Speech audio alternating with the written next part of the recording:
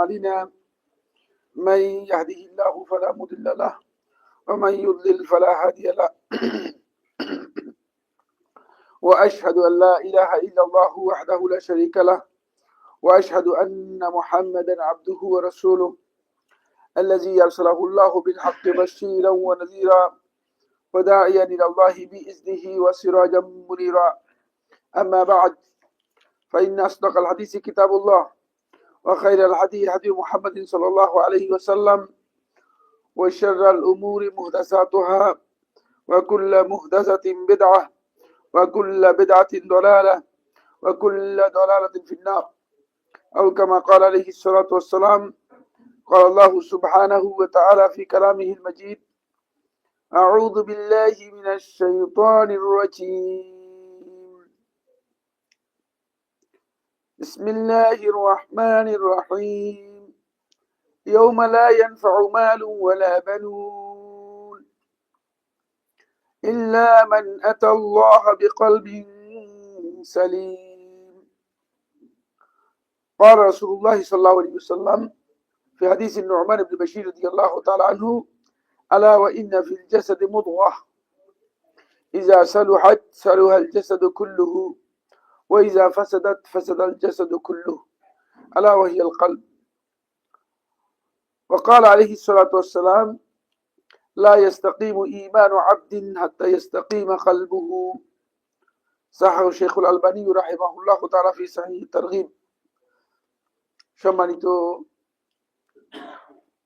আজকের এই ইসলামী হালাকায় উপস্থিত দিনী ভাই বোনেরা, অনলাইনে যারা আমাদের সাথে অংশগ্রহণ করছেন, সম্মানিত দিনী ভাই বোন, শুরুতে আল্লাহ রাব্বুল আলামিনের শুকরিয়া জ্ঞাপন করছি যে মহান রব্বুল ইজ্জত ওয়াল জালাল মেহেরবানি করে আমাদেরকে সৃষ্টি করেছেন। ওয়াল্লাযী খালাকাকুম, তিনি সেই সত্তা যিনি তোমাদেরকে সৃষ্টি করেছেন। ওয়া ইউসাউয়িরুকুম ফিল আরহামি কাইফা ইয়াশা, আর যেভাবে ইচ্ছা তিনি তোমাদেরকে মায়ের গর্ভে মাতৃগর্ভে আকৃতি দান করেছেন। আল্লাহ রাব্বুল আলামিন এই মানুষদেরকে সৃষ্টি করেছেন ফি আহসানি তাকওয়িম, অত্যন্ত সুন্দর গঠন দিয়ে। মানুষের এই যে হিউম্যান ডিভাইস, এই ডিভাইসের একটি গুরুত্বপূর্ণ ইস্যু নিয়ে বা বিষয় নিয়ে আমরা দীর্ঘ একটি আলোচনা আপনাদের সাথে শেয়ার বা আলোচনা শুরু করেছি। সেই বিষয়টি হচ্ছে মানুষের অন্তরের পরিশুদ্ধি, তাজকিয়াতুন নফস। কিভাবে একজন মানুষ তার অন্তরকে পরিশুদ্ধ, পরিশীলিত, পরিমার্জিত করবে, এই বিষয়টি নিয়ে আমরা এখানে মাইক দিলে মনে ভালো হতো। মাইক আছে? মাইক দিই না কেন? আওয়াজটা হয়তো ভালো হতো এবং অন্যরা শুনতে শুনতে হতো। জি, সুতরাং কিভাবে আমরা এই ডিভাইসকে পরিশীলিত, পরিমার্জিত করতে পারি, এই বিষয়টি নিয়ে মূলত আমরা আলোচনা শুরু করেছি। গত কয়েকটি পর্বে আমরা যে কয়েকটি কথা আলোচনা করেছিলাম তার অন্যতম দিক ছিল সেগুলো হচ্ছে তাজকিয়াতুন নফসের গুরুত্ব কি, এটা আমরা আলোচনা করেছি। এরপর আমরা আলোচনা করেছি যে নফস আসলে কোন জিনিসকে বোঝায় বা নফসের মূল বিষয়গুলো কি। তারপর আমরা আলোচনা করেছি যে মানুষের যে নফস রয়েছে, নফসুল ইনসান, এই নফসুল ইনসানের পর্যায়গুলো কি কি। কোরআনের মধ্যে আল্লাহ তাআলা বিভিন্ন পর্যায়ের নফসুল ইনসানের পরিচয় করে দিয়েছেন, সেটা আলোচনা করেছি। এর সাথে কোরআনে মূলত নফসের বিভিন্ন ভাবে বা অন্যান্য নাম উল্লেখ করেছেন, সেগুলো আমরা পরিচয় করে দিয়েছি কিছু বিষয়। তারপর গত আলোচনার একেবারে শেষ পয়েন্টে আমি যে বিষয়টি বলেছিলাম সেটা হচ্ছে আমাদের এখানে নফস বলতে আমরা যে বিষয়টিকে বোঝাচ্ছি সেটা হচ্ছে কলব, অন্তরকে বোঝাচ্ছি। অন্তর মানুষের অত্যন্ত গুরুত্বপূর্ণ একটি কি বলা যেতে পারে, এটাকে অন্ত্র বা জিহাজ, যেটা মানুষের জন্য খুবই গুরুত্বপূর্ণ একটি বিষয়। কোন ব্যক্তির অন্তর যদি না থাকে তাহলে সে যেমনি ভাবে মৃত ব্যক্তি, তেমনি ভাবে সে উপলব্ধির দিক থেকে মৃত। জ্ঞানের দিক থেকেও হেদায়েতের দিক থেকেও কি মৃত। সুতরাং অন্তরটা খুবই ইম্পর্টেন্ট একটি বিষয়। ফলে এই বিষয় নিয়ে আল্লাহ সুবহানাহু ওয়া তাআলা কোরআনে কারীমের মধ্যে অনেক বিস্তারিত আলোচনা করেছেন। অন্তর শব্দটা আরবি ভাষা বোঝানোর জন্য, যেটাকে আমরা হার্টও বলে থাকি, কালব শব্দটা ব্যবহার করা হয়েছে। কি শব্দ ব্যবহার করা হয়েছে? কালব। কালব শব্দটা এক বছরেও এসেছে আরবি কোরআনে কারীমের মধ্যে। ওয়ালাইকুম আসসালাম ওয়া রাহমাতুল্লাহ। আবার কোরআনে কারীমের মধ্যে বহু বচনেও এসেছে। কখনো কখনো ব্যক্তির দিকে সম্পৃক্ত করে, মানে এক বছরের ব্যক্তির দিকে সম্পৃক্ত করে অথবা বহু বছরের ব্যক্তির দিকে সম্পৃক্ত করে আল্লাহ রাব্বুল আলামিন কলব শব্দটা উল্লেখ করেছেন। আল্লাহ তাআলা নিজের কলবের কোরআনে কারীমের মধ্যে কোথাও আল্লাহ তাআলা কলবকে নিজের দিকে সম্পৃক্ত করেননি।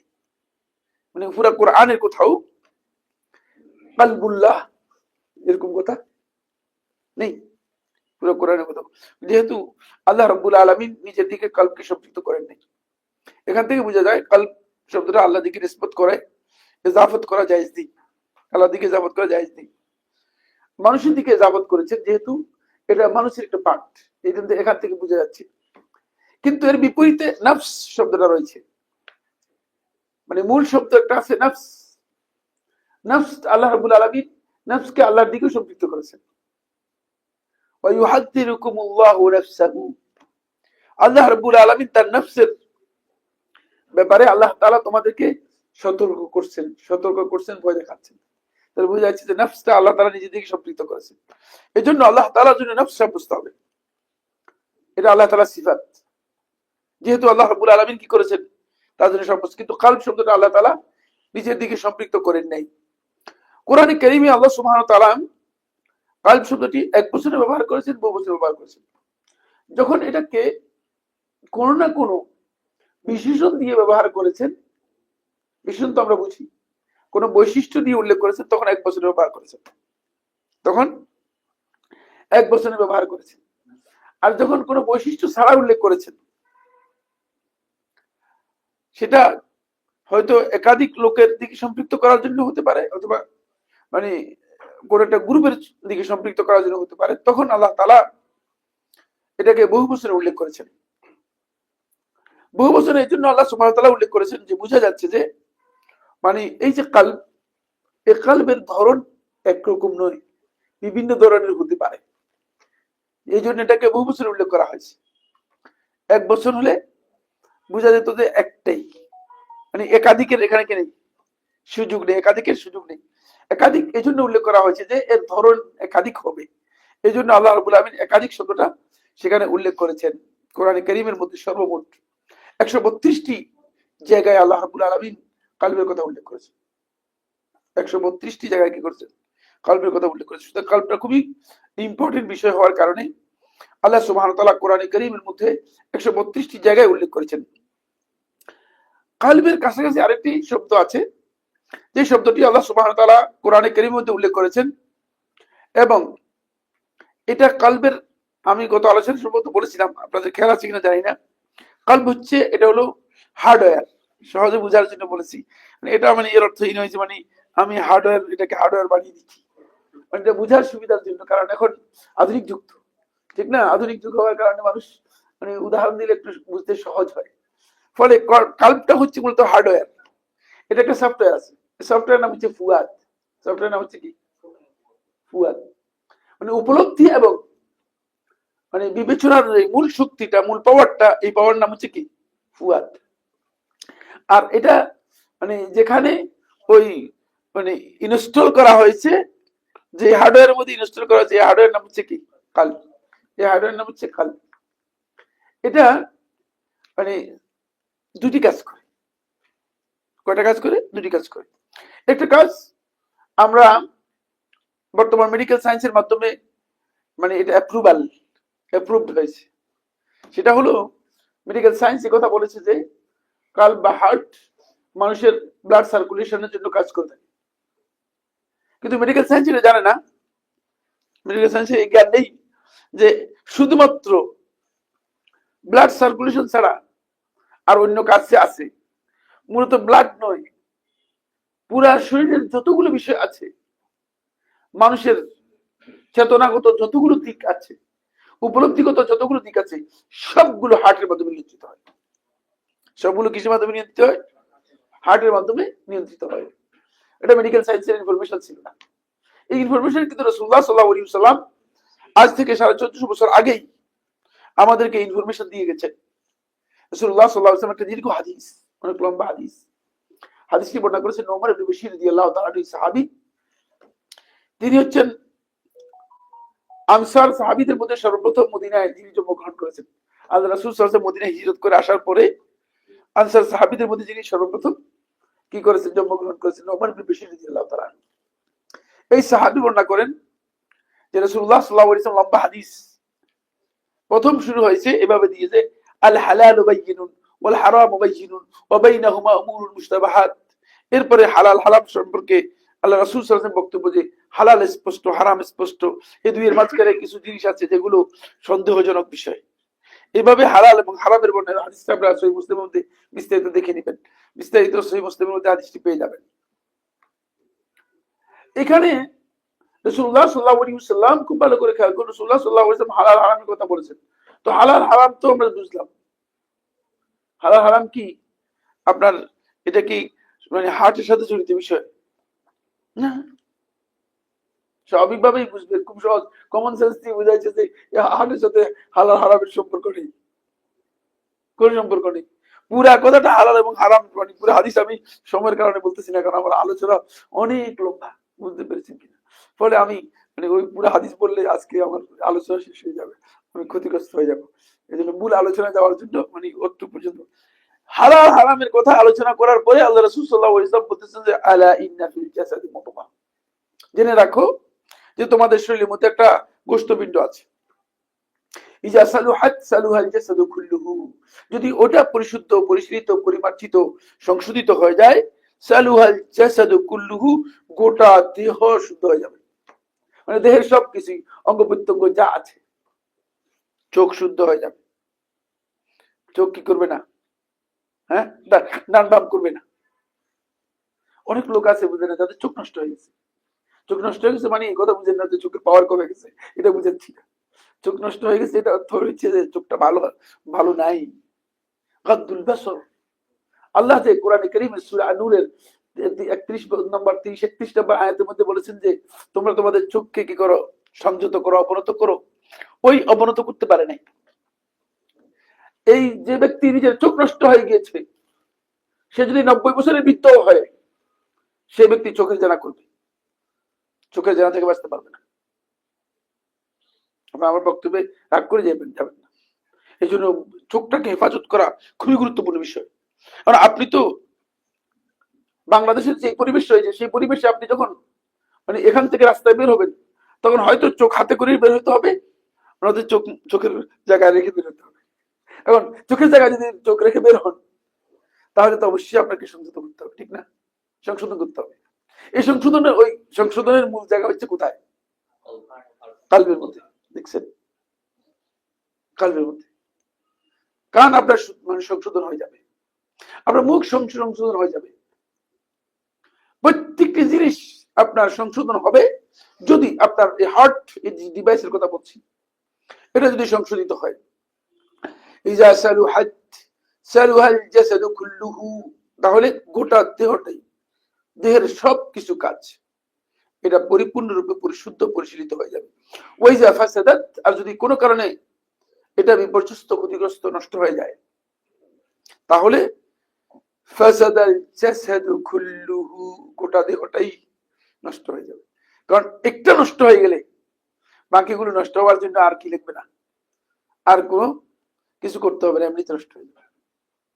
এই জন্য যার চোখ নষ্ট হয়ে গেছে তার বাকিগুলো নষ্ট হয়ে যাবে, বাকিগুলো নষ্ট হয়ে যাবে।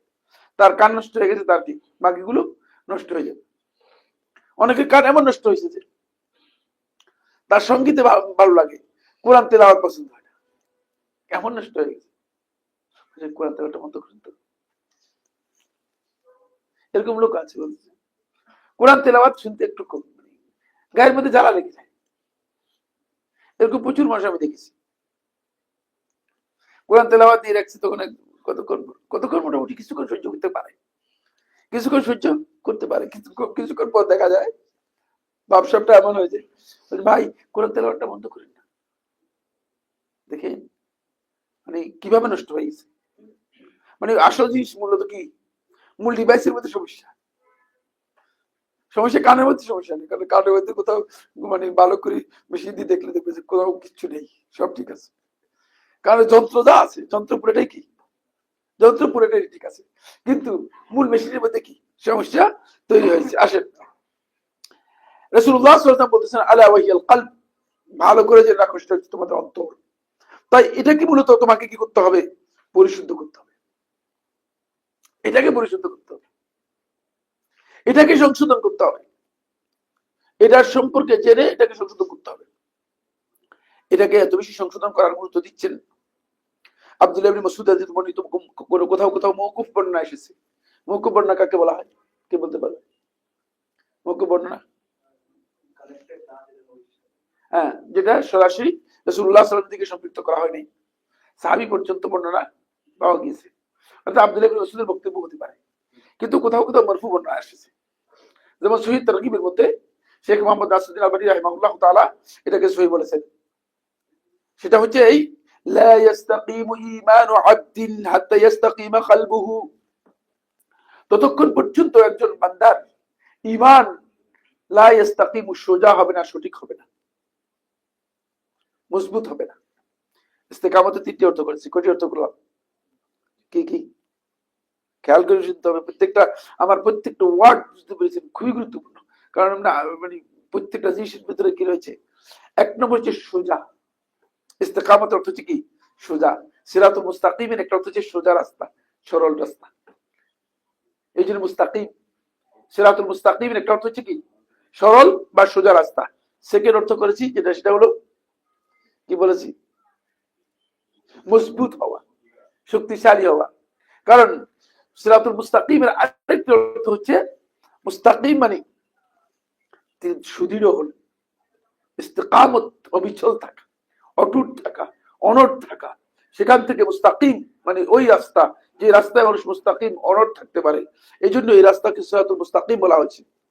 এটা হলো দ্বিতীয় অর্থ। তৃতীয় অর্থ করেছি যেটা, সেটা হলো এই সঠিক হবে না, যথার্থ হবে না। কেমন? কারণ হচ্ছে আল্লাহ রাব্বুল আলামিন বলেছেন যে মুস্তাকিম মানে আল কওয়িম, যালিকা দ্বীনুল কাইয়িমা, এটা হচ্ছে একমাত্র সঠিক পথ, সঠিক পথ। সুতরাং এই জন্য মানে কোন অবস্থায় একজন বান্দার ঈমান সঠিক হবে না, যথার্থ হবে না, সরল হবে না, সোজা হবে না, অথবা শক্তিশালী মজবুত হবে না হাত্তা ইস্তাকিমা কলবুহু, যতক্ষণ পর্যন্ত তার অন্তরটা সঠিক হবে না, অন্তর মুস্তাকিম হবে না। আমাদের যুবকদের অবস্থা হচ্ছে এই, এখন বর্তমান যারা যুবক আছে এদের অন্তর তো মুস্তাকিম, ঠিক না? না, একেবারে ওদের অবস্থা, এদের অন্তরের অবস্থা হচ্ছে এত মুত্তারিব, যে এত অস্থির এবং এত মানে পরিবর্তনশীল, যে মানে অন্তর বলতে যেটা বুঝায় মানে যার কোনো কি নেই, যার কোনো স্থিরতা নেই, সেটাকে বলা হয় অন্তর। অন্তরের একটি শাব্দিক মানে শাব্দিক অর্থ যদি কেউ করে, অন্তর হচ্ছে এমন জিনিস যার কি নেই, স্থিরতা নেই, যেটা থামে না। এই জন্য হার্টকে অন্তর নামকরণ করা হয়েছে। এই জন্য হার্ট থামা নেই, হার্টের কি পাম্পিং, হার্ট থামে নেই, থেমে গেলে তো শেষ। এই জন্য এই নামকরণ করা হয়েছে, মানে এটা থামবে না। ফলে আপনার এই অন্তর, আমাদের এই অন্তর, এই অন্তরের যুবকদের অন্তর হচ্ছে এমন যে এর কোনো থামি নেই, একবার ডান দিকে একবার বাম দিকে, একবার শিয়ালের মতো এদিক সেদিক যাচ্ছে।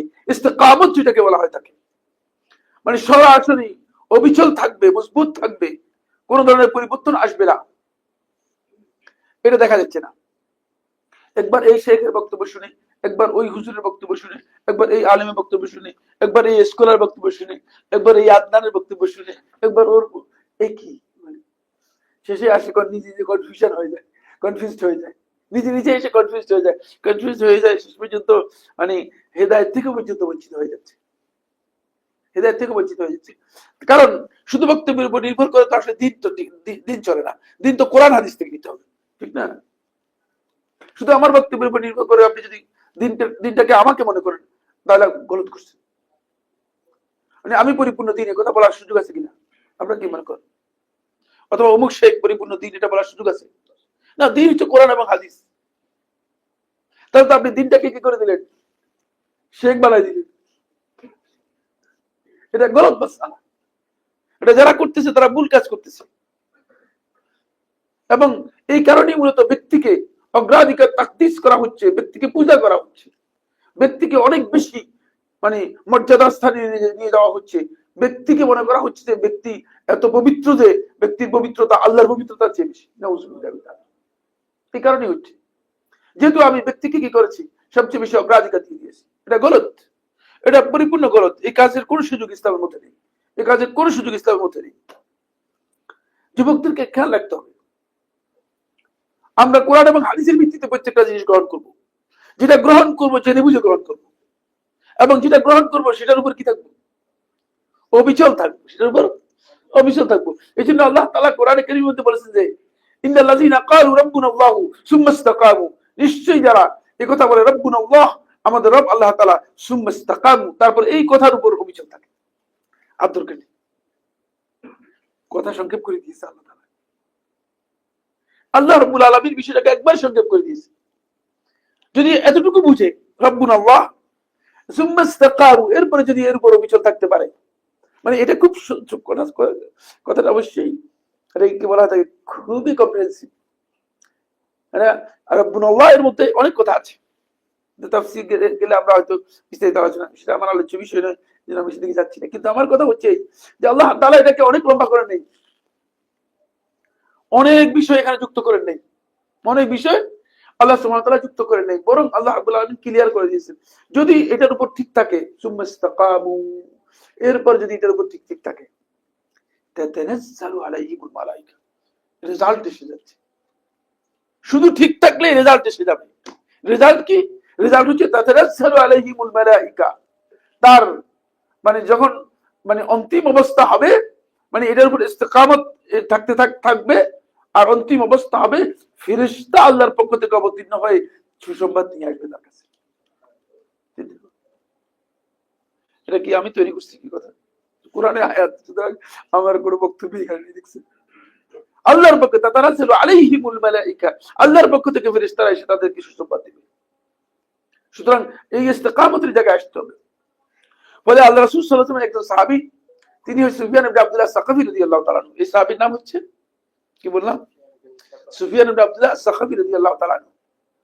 তিনি একদিন রাসূলুল্লাহ সাল্লাল্লাহু আলাইহি ওয়াসাল্লামের কাছে আসলেন, এসে বললেন, হে আল্লাহর রাসূল সাল্লাল্লাহু আলাইহি ওয়াসাল্লাম, দুল্লানি আলা আমালিন লা আসআলু গায়রাকা বা'দ, আমাকে এমন একটি আমলের কথা বলুন যে আর কারো কাছে কোনো কিছু জিজ্ঞেস করুন না, এটাই ধরে যাবে। কারণ সাহাবায়ে কেরাম মনে করতেন যে অনেক কিছু যদি নিয়ে যাই তাহলে হয়তো করতে পারবো না।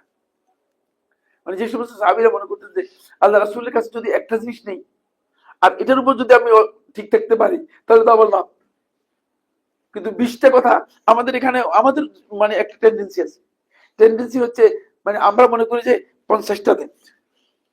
কারণ আমাদের একটা অভ্যাস হয়ে গেছে, সেটা হলে এই মানে টাকা পয়সা দরকার হচ্ছে, টাকা 1 লাখ টাকা জীবনযাপন করার জন্য কত দরকার বছরে? 1 লাখ। 3 বছর ইনকাম করে 50 লাখ, এই বাকি 49 লাখ কি করবি সেই? এটা খারাপ, বুঝতে পেরেছে? এটা ক্রাইমের কারণ হয়ে যাবে। এই 49 লাখ হয়তো তার হত্যার কারণ হবে, নাহলে অন্য লোক হত্যার কারণ হবে। এই জন্য আল্লাহ তাআলার বিধানের মধ্যে সাহাবায়ে কেরামগণ আমলের দিক থেকে যখন আল্লাহ রাসূলের কাছে কোনো আমলের বিষয় চাইতেন, কোনো বিষয়ে ওসিয়ত চাইতেন, সাহাবায়ে কেরাম সবচেয়ে শর্ট করতেন। সাহাবায়ে কেরামের মানহাজ ছিল কি? একটা দিয়ে দেন, মানে একটা কিছু দিয়ে দেন, যেটার পরে আর কি অন্য কারো কাছে চাইবো না, আর অন্যের কাছে চাইবো না। এটা করতেন সাহাবায়ে কেরাম, যে অন্যের কাছে আর কোনো কিছু চাইবো না, এটাই।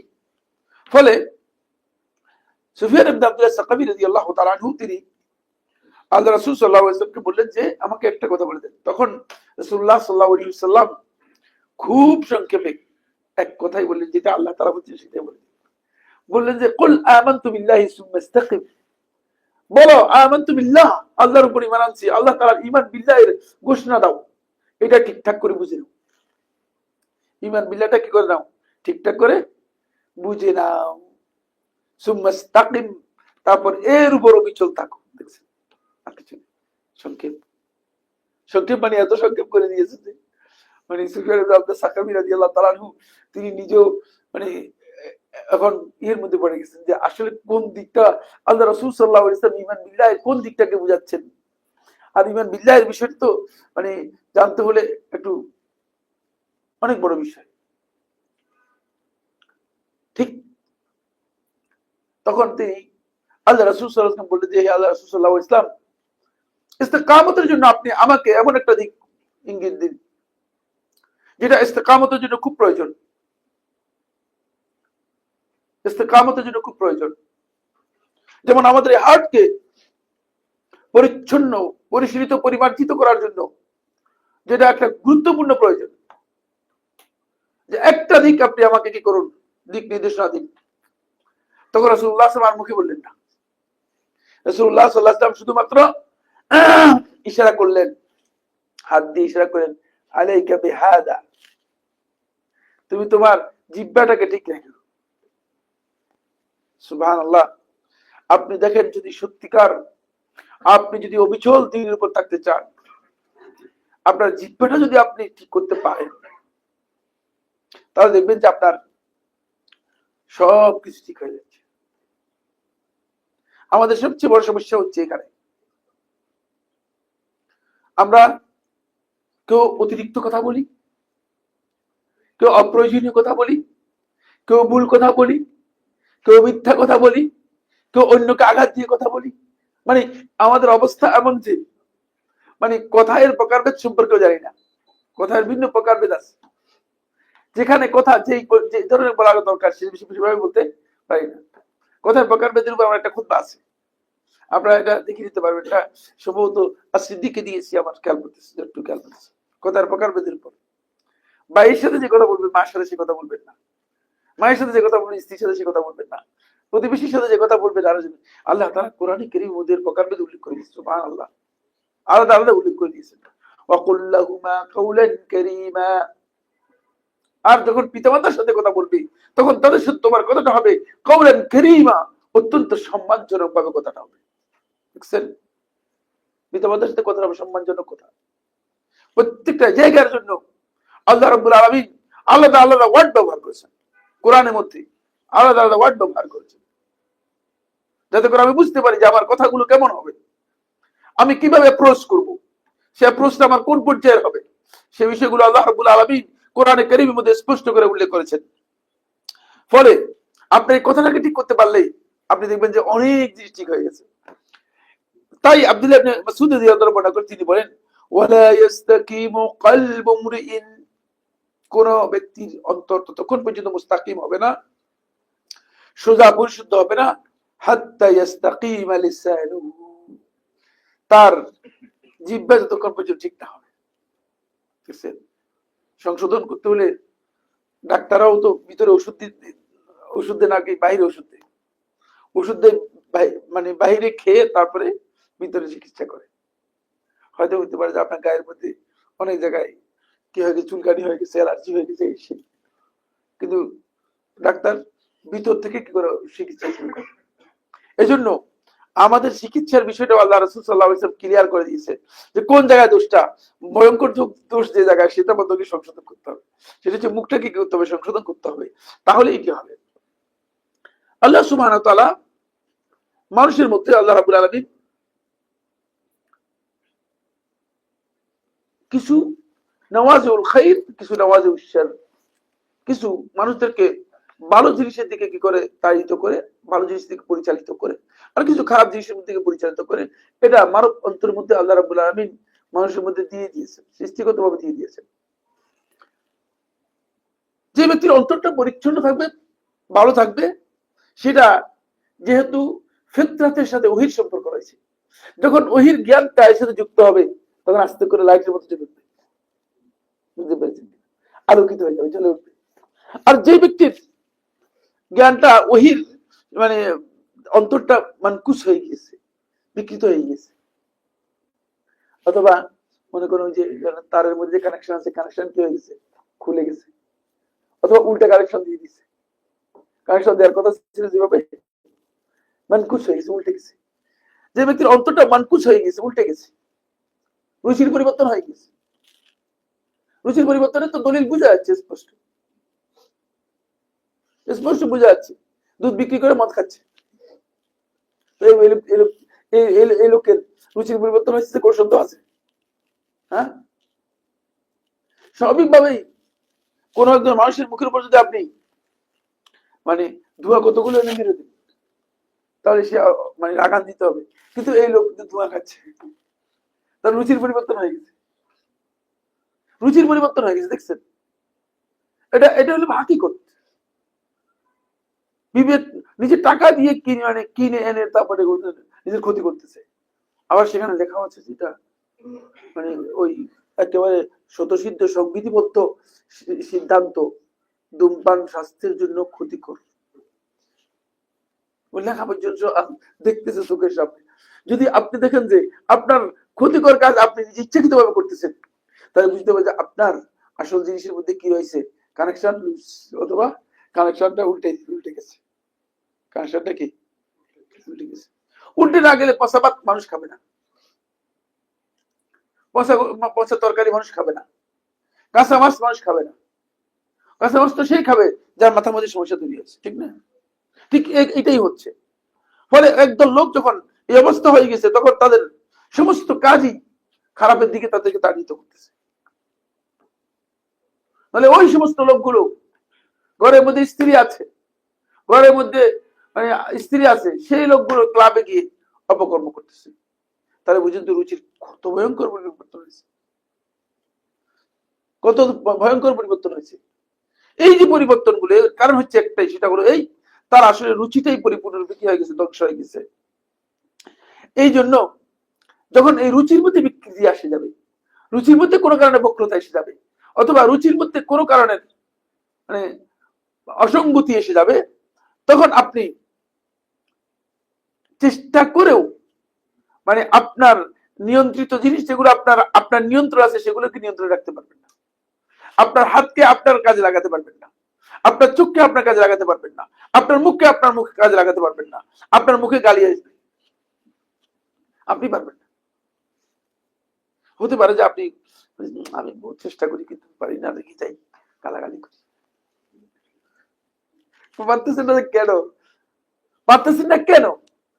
এই জন্যই পারতেছি না, যেহেতু আপনার মূল জায়গাতে সমস্যা হয়ে গেছে, মূল জায়গায় সমস্যা হয়েছে। ফলে আবু হুরায়রা রাদিয়াল্লাহু আনহু মনে করেন, তিনি বলেন, নাসিরউদ্দিন আলবানী রাহমাতুল্লাহ এই রাওয়ায়াতটিকে সহিহ বলেছেন। তিনি বলেন যে আবু হুরায়রা বলেন যে আল কলবু মালাকুন, যে মানুষের অন্তর এটা হচ্ছে অনেকটা রাজার মতো, মানে কর্তৃত্ব যার কাছে, কন্ট্রোলটা যার হাতে। অন্তরের মানে এই জায়গায় গুরুত্ব বেশি, ফলে নিয়ন্ত্রণটা কার কাছে? অন্তরের কাছে। এখন যদি আপনি এখানে হালাকা আসার ইচ্ছা না করতেন, তাহলে আসতে পারতেন না। পানিতেও গরম পানি, অন্তর একটু গরম গরম পানি দিলে গলায়, হঠাৎ করে গতকাল গরম লেগে গলায় সমস্যা হয়ে গেছে।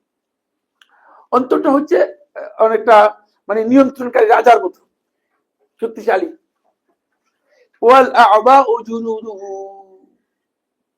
আর তার অঙ্গ প্রত্যঙ্গ যেগুলো আছে, এগুলো হচ্ছে তার বাহিনী। এটা আমার বক্তব্য নয়, বক্তব্য কার বললাম? আবু হুরায়রা রাদিয়াল্লাহু বক্তব্য। আবু হুরায়রা সাহাবী, সাহাবী তো আন্দাজে বক্তব্য দিবার কথা না। আকাল সেই অন্তপক্ষে হয়তো রাসূল সাল্লাল্লাহু আলাইহি ওয়াসাল্লামের কাছে শুনেছেন, অথবা এই উদাহরণ সাহাবী কোথাও কারো কাছে পেয়েছে, মানে সাহাবী আন্দাজে কোনো বক্তব্য দিবেন না। ওয়াল আ'দাউ জুনুদুহু, এই মানব দেহের অঙ্গ প্রত্যঙ্গগুলো সবগুলো হচ্ছে এর বাহিনী। ফাইজা তাবাল মালিকু তাবাত জুনুদুহু, যদি রাজা যে আছে সে ঠিক হয়ে যায়, সে শুদ্ধ হয়ে যায়, তাহলে দেখবেন যে আপনি আপনার হাত দিয়ে আপনি অন্যায় করতে পারবেন না। আপনার হাত কোনো ব্যক্তিকে আঘাত করার জন্য উঠতে পারবে না।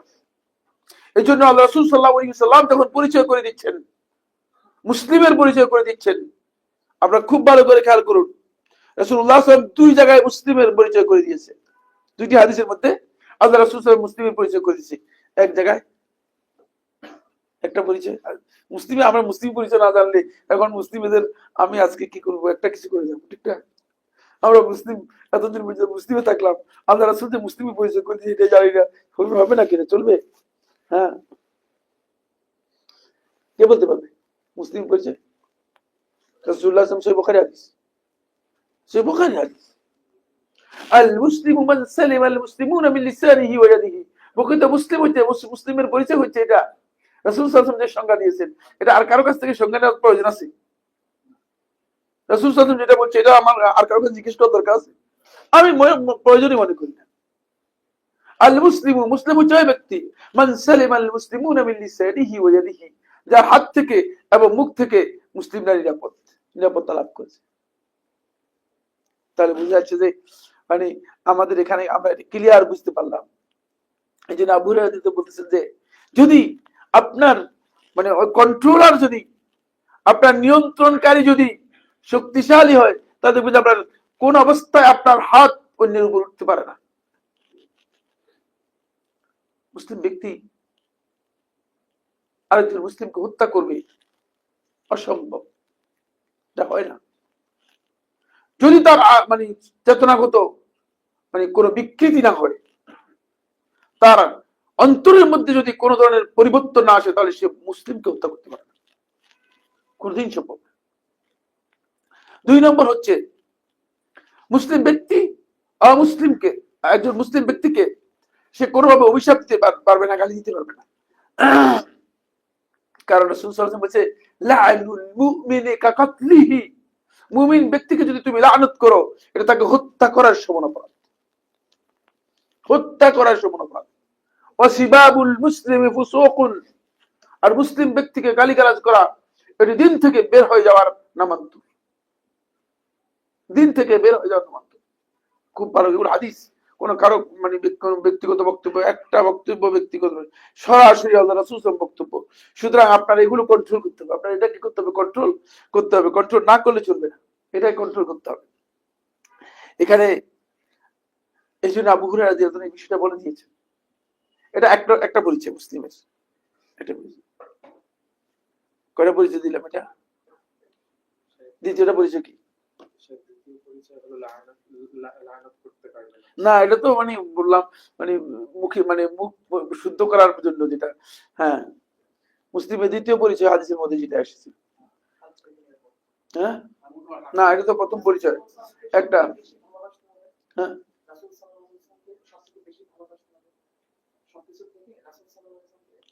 এটা মুসলিম পরিচয় না, এটা ইমানের পরিচয়।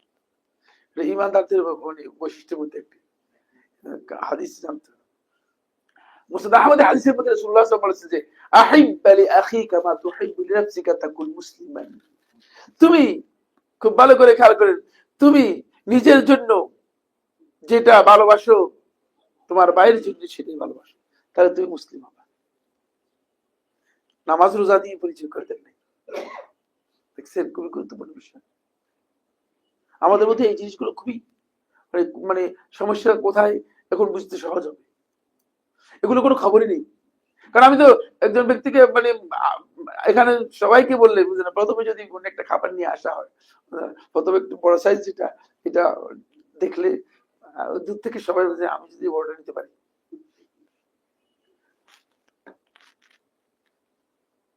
আর যদি সংখ্যা কম থাকে মানে হুড়াহুড়ি লেগে যাবে, তখনই মুসলিম পরীক্ষা হয়ে যাবে। মুসলিমের পরীক্ষা কি হয়ে যাবে? তখনই কমপ্লিট পরীক্ষা হয়ে যাবে। যদি এখানে মনে করেন 50 জনের জন্য খাবার মানে আনার কথা ছিল, আনছে খাবার 20 জনের জন্য, 50 জন লোক আছে, তখন হুড়াহুড়ি লেগে যাবে কে আগে নিবে।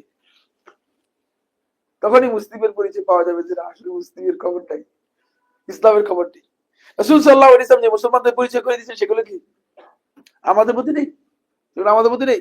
আসেন, এই কারণে আবু হুরায়রা রাদিয়াল্লাহু আনহু বর্ণনা করে তিনি বলেন যে ফাইজা তাবাল মালিকু তাবাত জুনুদুহু, যদি তোমার কন্ট্রোলার যদি ঠিক থাকে, তোমার মূল যিনি নিয়ন্ত্রণকারী যদি ঠিক থাকে, তাহলে সবকিছু ঠিক থাকবে, তোমার বাহিনী ঠিক থাকবে। ওয়াইজা খাবুসাল মালিক, আর মালিক যদি তোমার রাজা যদি কোনো কারণে মানে বিনষ্ট হয়ে যায়, ক্ষতিগ্রস্ত হয়ে যায়, খারাপ হয়ে যায়, খাবুসাল জুনুদুহু, পুরা জিনিসটাই ধ্বংস হয়ে যাবে, পুরো জিনিসটাই ধ্বংস হয়ে যাবে। ফলে এই কথা বলার পরে শেখুল ইসলাম ইবনুল কাইয়্যিম রাহমাতুল্লাহ আলাইহি আমালুল কুলুব তার একটা কিতাব আছে। শেখুল ইসলাম ইবনুল কাইয়্যিম রাহমাতুল্লাহ একটা কিতাব আছে, যে কিতাবের নাম হচ্ছে আমালুল কুলুব। আমালুল কুলুবের মধ্যে শেখুল ইসলাম ইবনুল কাইয়্যিম রাহমাতুল্লাহ বলেন, হিয়াল আসলুল মুরাদুল মাকসুদ, এটাই হচ্ছে মূলত আল্লাহ রাব্বুল আলামিনের পক্ষ থেকে মূল, এবং এটাই হচ্ছে মাকসুদ, এটাই হচ্ছে অভিষ্ট লক্ষ্য, যেটাকে পরিবর্তন করতে পারলে, যেটাকে সংশোধন করতে পারলে একজন ব্যক্তি নিজের আমল, নিজের সবকিছুকে সংশোধন করতে পারবে। আর ওয়া আমালুল জাওয়ারিহি তাবউন ওয়া মুকাম্মিলাতুন ওয়া মুতাম্মিমাতুন, আর মানুষের অঙ্গ প্রত্যঙ্গের যে আমলগুলো যেগুলো মানুষ করে থাকে, এগুলো মূলত পরিপূর্ণতা দানকারী, এগুলো আসল নয়, মাকসুদ। ফলে আল্লাহ তাআলা বান্দার যে দিকে তাকান, মাহাল্লু নাযারিল্লাহি আযজা ওয়া জাল, আল্লাহ রাব্বুল আলামিনের দৃষ্টির জায়গাটুকু হচ্ছে কেমন কলব, অন্তর। ইন্নাল্লাহা লা ইয়ানজুরু ইলা সুওয়ারিকুম ওয়ালা ইলা আজসামিকুম, আল্লাহ তাআলা তোমাদের ছবি চেহারার দিকে তাকাবেন না, ওয়ালা ইলা আজসামিকুম, মোটা সোটা কিনা, সাইজ কেমন, ওয়েট কত, এগুলো কিছু দেখবেন না। এগুলোর দিকে আল্লাহ তাআলা মোটেও দেখবেন না। লা ইয়ানজুরু ইলা সুওয়ারিকুম ওয়ালা ইলা আজসামিকুম ওয়ালাকিন ইয়ানজুরু ইলা কুলুবিকুম, তোমাদের অন্তরের দিকে দেখবেন। ফলে এই কারণেই আল্লাহ সুবহানাহু ওয়া তাআলা প্রত্যেকটি নেক আমলের আল্লাহ সুবহানাহু ওয়া তাআলা 10 গুণ থেকে আরম্ভ করে 700 গুণ পর্যন্ত দিবেন, বাড়িয়ে দিবেন। হতে পারে যে একজন ব্যক্তি 700 গুণ পাবে, একই লোক আপনি একসাথে পাশে, এখানে আপনি নামাজ পড়েছেন, এখানে সে নামাজ পড়েছে, আপনি পাচ্ছেন মানে 50 গুণ, আর সে পাচ্ছে 700 গুণ। কেন? পার্থক্যটা কোথায়? না, নিয়ত ফিয়ত কিছু কালবের কারণ। নিয়ত নিয়ত ছাড়া কি নামাজ পড়ছে নাকি? নিয়ত নিয়ত ছাড়া তো ইবাদতই হবে না। এটা অন্তরের সাথে, মানে যেহেতু আল্লাহ সুবহানাহু ওয়া তাআলা বান্দার অন্তরগুলো দেখবেন, বান্দার অন্তরগুলো দেখবেন, সুতরাং অন্তরের এই জায়গায় যখন আসবে, অন্তরের এই জায়গায় যখন আসবে, তখন বান্দার যে অবস্থাটা যদি দেখে যে বান্দার অবস্থা এমন, তখন তার আমল অনেকের হচ্ছে মোটেও কিছু পাবে না, অনেক কাছে কিছু পাবে না। মানে সে দাঁড়িয়েছে মূলত ইন্নাল্লাহা লা ইয়াকবালু দুআ কলবিল্লাহি, সেই হাদিস রাসূলুল্লাহ সাল্লাল্লাহু আলাইহি ওয়াসাল্লাম বলেন, ইন্নাল্লাহা লা ইয়াকবালু, আল্লাহ রাব্বুল আলামিন কবুল করবেন না দুআ কলবিল্লাহি, ওই অন্তরের দোয়া যে অন্তর লাহিন, উদাসীন, খবরে নেই। অনেক কাছে দোয়া করতেছে, মানে মুখে মুখে মুখে মুখে দোয়া করতেছে, আর ডানে বামে তাকাচ্ছে। অনেকে তো দোয়া তো করতেছেই না, হুজুরের দায়িত্বে দিয়ে দিয়েছে। কার দায়িত্বে দিয়েছে? হুজুরের বলছে যে আপনি চালাই যান। আমরা মানে আমিনও কি জন্য বলতেছে, মানে আমিন যেখানে আমিন বলার দরকার সেখানে আমিন বলতেছি, মানে জানে না যে কোন জায়গায় আমিন বলতে হবে, কোন জায়গায় আমিন বলার দরকার নেই। এটারও খবর নেই, এটারও খবর নেই। আমিন কারণ আরবি বুঝি না। যেখানে আল্লাহ তাআলা প্রশংসা করা হয়েছে সেখানে আমিন নেই, সেখানে আমিন বলে দিচ্ছি, আর যেখানে আমিন বলা দরকার সেখানে আমিন বলতেছি। মানে দোয়ারও কোনো সাইজ নেই, দোয়ারও কি নেই, কোনো সাইজ নেই। এই কারণে হুজুরা দেখছে যে মানে মানুষ তো আসলে আমিনও বলবে না। যদি আরবিতে দোয়া করি, মানে আমি যদি দোয়া করি আমি সব আরবিতে দোয়া করি, তো একজন মানুষ একজন আমিনও বলে না, মনে করে যে হুজুর যা করুক করুক, হুজুর যা করুক করুক, অসুবিধা নেই। কিন্তু মৌলবীরা দেখছে যে না, আমরা দোয়া করলে তো দোয়া তো মানুষ খাবে না, মার্কেট পাবে না, দোয়া মার্কেট পাবে না, তো মার্কেট পাইতে হলে দোয়ারে বাংলা করে দিচ্ছে। এবারে বাংলায় মনে যা চাচ্ছে আল্লাহ তাআলার কাছে, আউযুবিল্লাহ, যেটা আল্লাহর কাছে বলা জায়েজ নেই এরকম কথা বলে দিচ্ছে। এটা আরেক ব্যাককলের কাজ। আল্লাহ রাসূল সাল্লাল্লাহু আলাইহি ওয়াসাল্লাম দোয়াগুলো শিক্ষা দিয়েছেন, সাহাবায়ে কেরাম দোয়াগুলো বর্ণনা করেছেন। কেন? আপনি কি মনে করেন সাহাবায়ে কেরাম কি বেওকুফ ছিলেন? নাউযুবিল্লাহ, নাউযুবিল্লাহ, আস্তাগফিরুল্লাহ। প্রত্যেকটা জায়গায় টয়লেটে যাবেন দোয়া শিখে, মানে দোয়ার কথা আছে। টয়লেট থেকে বের হবেন দোয়ার কথা আছে, ঘুমাতে যাবেন দোয়ার কথা আছে, ঘুম থেকে উঠবেন দোয়ার কথা আছে। এবং প্রত্যেকটা জায়গার দোয়াটা এক একটা দোয়ার উপর, বুঝলেন না? আমি এবার হচ্ছে এবার হচ্ছে দিতে পারি, এবার হচ্ছে আমি ফজরের নামাজের পর শুধুমাত্র মানে ফিকহুদ দোয়া, দোয়ার ফিকহের উপর আলোচনা করেছে প্রত্যেক ফজরের নামাজের পরে, বুঝতে পেরেছি? প্রত্যেকটা দোয়া যেই জায়গায় রাসূলুল্লাহ সাল্লাল্লাহু আলাইহি ওয়াসাল্লাম যেই দোয়া করতে বলেছেন এবং রাসূলুল্লাহ সাল্লাল্লাহু আলাইহি ওয়াসাল্লাম যে জায়গায় যে দোয়া শিক্ষা দিয়েছেন সেটা এত গুরুত্বপূর্ণ যে এত অ্যাপ্রোপ্রিয়েট যে মানে এটা বুঝলে আপনি মানে বুঝতে পারতেন যে আসলে আল্লাহ রাসূল সাল্লাল্লাহু আলাইহি ওয়াসাল্লাম কি বলে গেছেন। কিন্তু আমরা যেহেতু আল্লাহ রক্ষা করছে আরবিও শিখি নাই, জানিও নাই, দোয়া বুঝি নাই, মানে আমরা ওই ওই তালেই আছি। আমরা হুজুরের বলতেছি হুজুর আপনি চালান, হুজুর আপনি দোয়া করে দেন। এগুলো এই কারণে আসলে আল্লাহর কাছে সেই অন্তর নিয়ে আমরা দোয়া করছি না। এই অন্তরটাকে আমাদেরকে পরিশুদ্ধ করার জন্য চেষ্টা করতে হবে। তাই অন্তরের এই পরিশুদ্ধির বিষয়টি অত্যন্ত গুরুত্বপূর্ণ, অত্যন্ত গুরুত্বপূর্ণ। পরে দেখেন শাহর ইবনে হাওশাব রাহিমাহুল্লাহ তাআলা তাবী ছিলেন। ইমাম আহমদ বিন হাম্বল রাহমাতুল্লাহ বলেছেন তার ব্যাপারে বক্তব্য আছে, মানে আলেমদের মধ্যে ইখতিলাফ রয়েছে, তবে তার অধিকাংশ রিওয়ায়াতই সহিহ। এই রিওয়ায়াত থেকে শেখ আহমদ শাকির রাহিমাহুল্লাহ তাআলা মুসনাদের মধ্যে সহিহ বলেছেন। তিনি বলেন কুলতু লি উম্মি সালামা রাদিয়াল্লাহু তাআলা আনহা, আমি উম্মে সালামা রাদিয়াল্লাহু তাআলাকে প্রশ্ন করলাম, ইয়া উম্মাল মুমিনিন, হে আমাদের মুমিনদের মা, মা কানা আকসার দুআ রাসূলুল্লাহ সাল্লাল্লাহু আলাইহি ওয়াসাল্লাম ইজ কানা ইনদাকি, যখন আল্লাহ রাসূল সাল্লাল্লাহু আলাইহি ওয়াসাল্লাম আপনার কাছে থাকতেন তখন আল্লাহ রাসূল সাল্লাল্লাহু আলাইহি ওয়াসাল্লামের বেশি দোয়াটা কেমন কি ছিল, বেশি বেশি কি দোয়া করতেন? দেখেন মানে সাহাবায়ে কেরামের কাছ থেকে তাবেঈরা মানে জিজ্ঞেস করে নিচ্ছেন যে আল্লাহ রাসূল সাল্লাল্লাহু আলাইহি ওয়াসাল্লাম বেশি বেশি দোয়াটা কোনটা করতেন, কোন দোয়াটা রাসূলুল্লাহ সাল্লাল্লাহু আলাইহি ওয়াসাল্লাম বেশি বেশি করে করতেন, এটা জিজ্ঞেস করে নিচ্ছেন। তখন উম্মে সালামা রাদিয়াল্লাহু তাআলা বলেন قالت كان اكثر دعائه রাসূল সাল্লাল্লাহু আলাইহি ওয়াসাল্লামের বেশি পরিমাণে দোয়াটা ছিল ইয়া মুকাল্লিবাল কুলুব সাব্বিত কলবি আলা দীনিক, হে অন্তরগুলো পরিবর্তনকারী। মুকাল্লিবাল কুলুব আল্লাহ রাব্বুল আলামিনের একটি সিফাতি নাম, আল্লাহ তাআলার একটি নাম মুকাল্লিবাল কুলুব, অন্তরের পরিবর্তনকারী। সুতরাং অন্তরের পরিবর্তনকারী এই কথা থেকে বোঝা যায় যে আপনার আমার অন্তর এক অবস্থায় নাও থাকতে পারে। আজকে হয়তো আপনি মুমিন থাকতে পারেন, আবার মুমিন নাও থাকতে পারেন, ক্ষতিগ্রস্ত হয়ে যেতে পারে।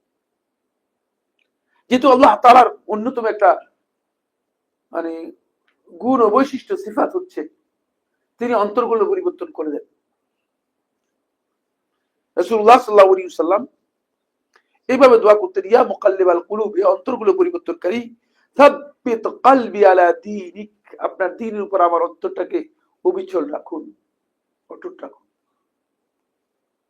সাবিত রাখুন, পরিবর্তন করবেন না। ক্বালাত উম্মে সালামা রাদিয়াল্লাহু তাআলা বলেন এই দোয়াটা রাসূলুল্লাহ সাল্লাল্লাহু আলাইহি ওয়াসাল্লামের বেশি বেশি দোয়া ছিল। আপনি কি মনে করেন আল্লাহ রাসূল সাল্লাল্লাহু আলাইহি ওয়াসাল্লামকে দিন থেকে সরে যাওয়ার কথা? হ্যাঁ, আমাদের কনফার্মেশন করতে থেকে আসলো।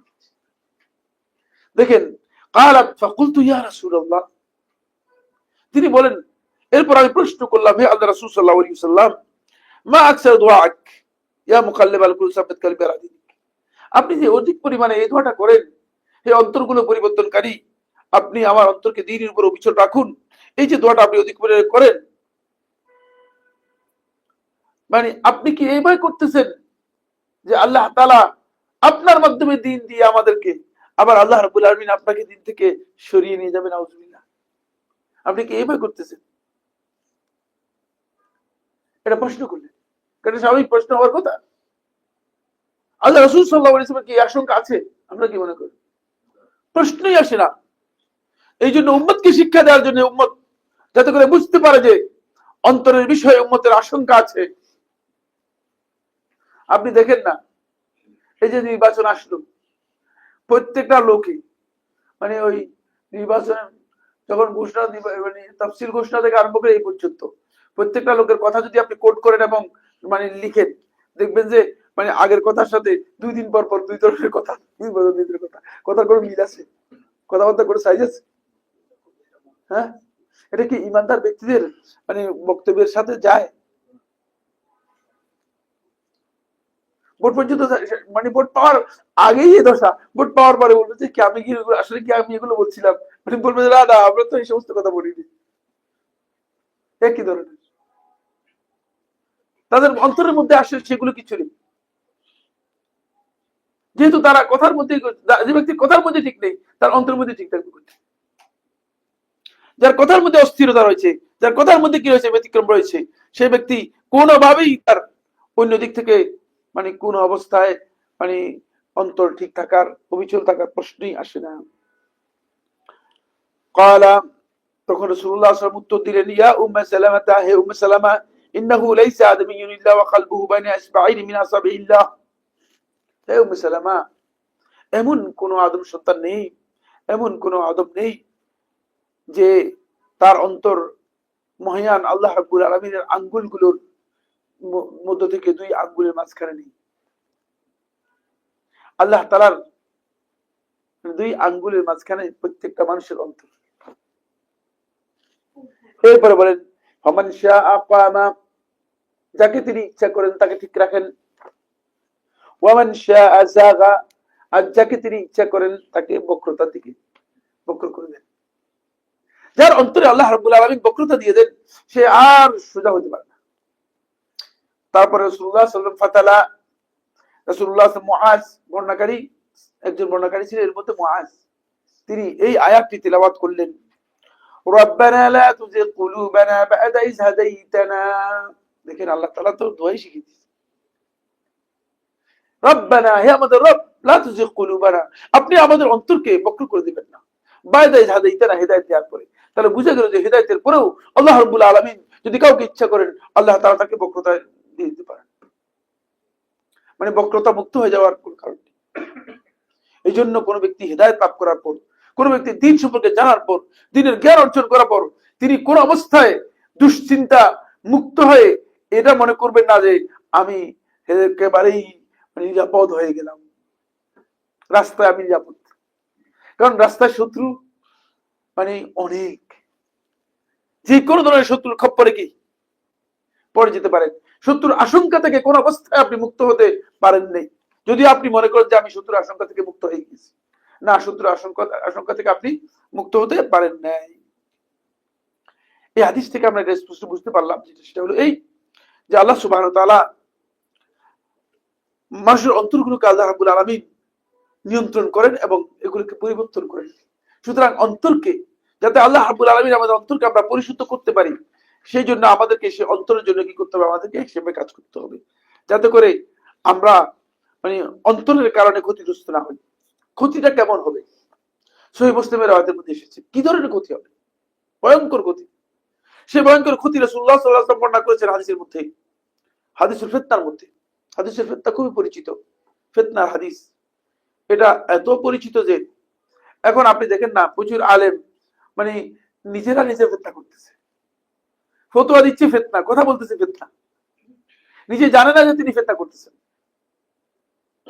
তিনি যে বক্তব্য দিচ্ছেন, তিনি যে কথা বলতেছেন, তার এই কথার মধ্যে যে ফিতনা আছে, তিনি মনে করছেন তিনি অনেক বড় হেদায়েত দিচ্ছেন, আসলে হেদায়েতের কিচ্ছু দিচ্ছেন না। হেদায়েত তো সেটাই বলে যার মাধ্যমে আল্লাহ এবং তার রাসূলের রাস্তার উপর থাকে না। যদি আপনার বক্তব্যের মাধ্যমে হেদায়েত না হয়, মানুষ আল্লাহর রাস্তা থেকে বেরিয়ে যায়, তাহলে বুঝতে হবে যে এটা ফিতনা, এটাই ফিতনা। কি বলেছেন রাসূলুল্লাহ সাল্লাল্লাহু আলাইহি ওয়াসাল্লাম? বলেছেন, এটা আবু হুরায়রা বর্ণিত হাদিস, সহিহ মুসলিমের মধ্যে এসেছে, বাদিরু বিল আমালি ফিতানান, ফিতনা আসার আগেই তোমরা ভালো কাজের দিকে খুব দ্রুত অগ্রসর হয়ে যাও। কাকে তাইলাইলিল মুসলিম, অন্ধকার রাতের অন্ধকার রাত্রের যে আবহাওয়া রয়েছে, অন্ধকার রাত্রে যে যেভাবে নিকোষ অন্ধকার যেভাবে একটার পর একটা আসে, এর আগমনের আগেই তোমরা কি করো, নিজেরা ভালো কাজের দিকে অগ্রসর হও। ইউসবিহুর রাজুলু মুমিনান, একজন ব্যক্তি সকালবেলা ঈমানদার থাকবে, ওয়ায়ুমসি কাফিরান, সন্ধ্যাবেলায় কাফির হয়ে যাবে। কঠিন কথা। আমাকে চিন্তা করতে হবে কিভাবে সম্ভব। এখন দেখতেছি সম্ভব, কারণ এই যে ডিভাইস, মোবাইল, এর কারণে অনেক লোক কাফের হয়ে যাচ্ছে। অনেক লোক কি হয়ে যাচ্ছে, কাফের হওয়ার জন্য কোথাও যেতে হবে না, তার ঘরে বসেই কাফের হয়ে যাবে। আগে তো কাফের হওয়ার জন্য মনে করেন কুফরি জায়গাতে যেতে হতো, এখন আর কুফরি জায়গায় যাওয়ার কোনো দরকার হয় না, ঘরে বসেই আপনি আল্লাহ তাআলার সাথে কুফরি করবেন। হাজার হাজার মানুষ আছে যারা রাসূলুল্লাহ সাল্লাল্লাহু আলাইহি ওয়াসাল্লামের সুন্নাহকে অস্বীকার করে বসেছে, এই শুধুমাত্র ডিভাইসের কারণে। তাদের অন্তরের মধ্যে সন্দেহ তৈরি করে দিয়েছে। কনফিউশন তৈরি করে দিয়েছে। হাজার হাজার মানুষ আছে যারা দাজ্জাল সহ আল্লাহ রাসূল সাল্লাল্লাহু আলাইহি ওয়াসাল্লাম কিয়ামতের আগে যেই আলামত গুলো উল্লেখ করেছেন, কিয়ামতের বড় বড় আলামত, এগুলো সবগুলোকে অস্বীকার করেছে শুধুমাত্র ডিভাইসের কারণে। বলছে দাজ্জাল আর কিছু না, দাজ্জাল হচ্ছে আমেরিকা। আপনার কাছে ভালো লাগছে? পাপ সব তৈরি হয়েছে কি? আসলেই তো ঠিক বলছেন, আমেরিকা ছাড়া আর কে দিচ্ছে?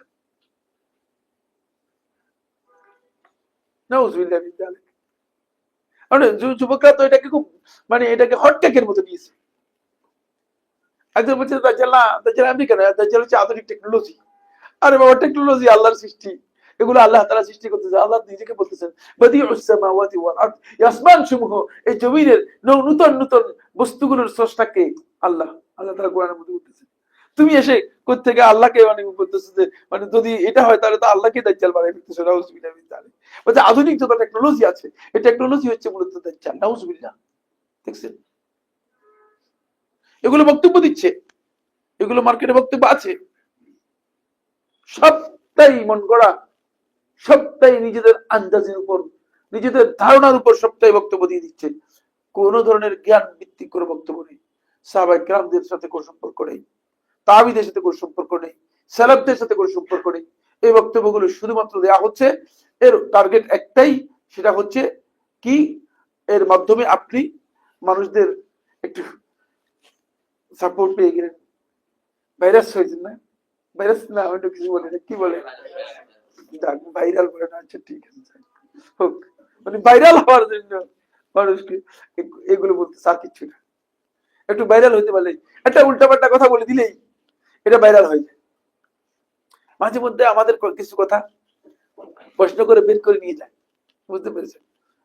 আমি বাসা যাওয়ার আগে দেখি যে লোকেরা টেলিফোন করতে, শেখ আপনি দেখি যে এই বক্তব্য দিয়ে দিয়েছেন। আমাকে বললো পাইলা কোথায় তুমি এই বক্তব্য? এই বক্তব্য মাত্র কিছুক্ষণ আগে দিলাম। বলছে এটাই তো এখন কিছু মার্কেট হয়ে গেছে।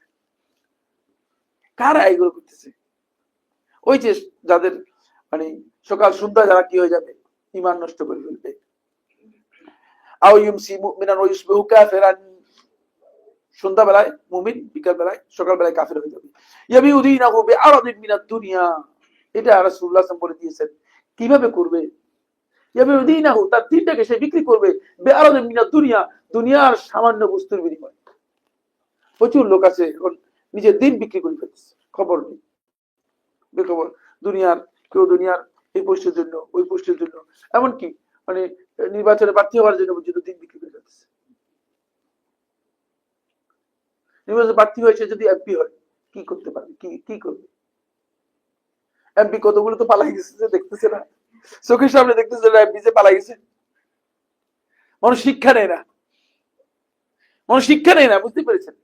চোখের সামনে তো দেখতেছে কিছু এমপি পালাই গেছে, শুধু পালাই গেছে তা নয়, এমন ভাবে পালিয়ে গেছে যে, এত বিশ্রী ভাবে পালিয়ে গেছে যে, যেটা পৃথিবীর ইতিহাসে এর চেয়ে নোংরা ঘটনা আর নেই। কিন্তু এই লোকগুলো সে শিক্ষা দিচ্ছে না।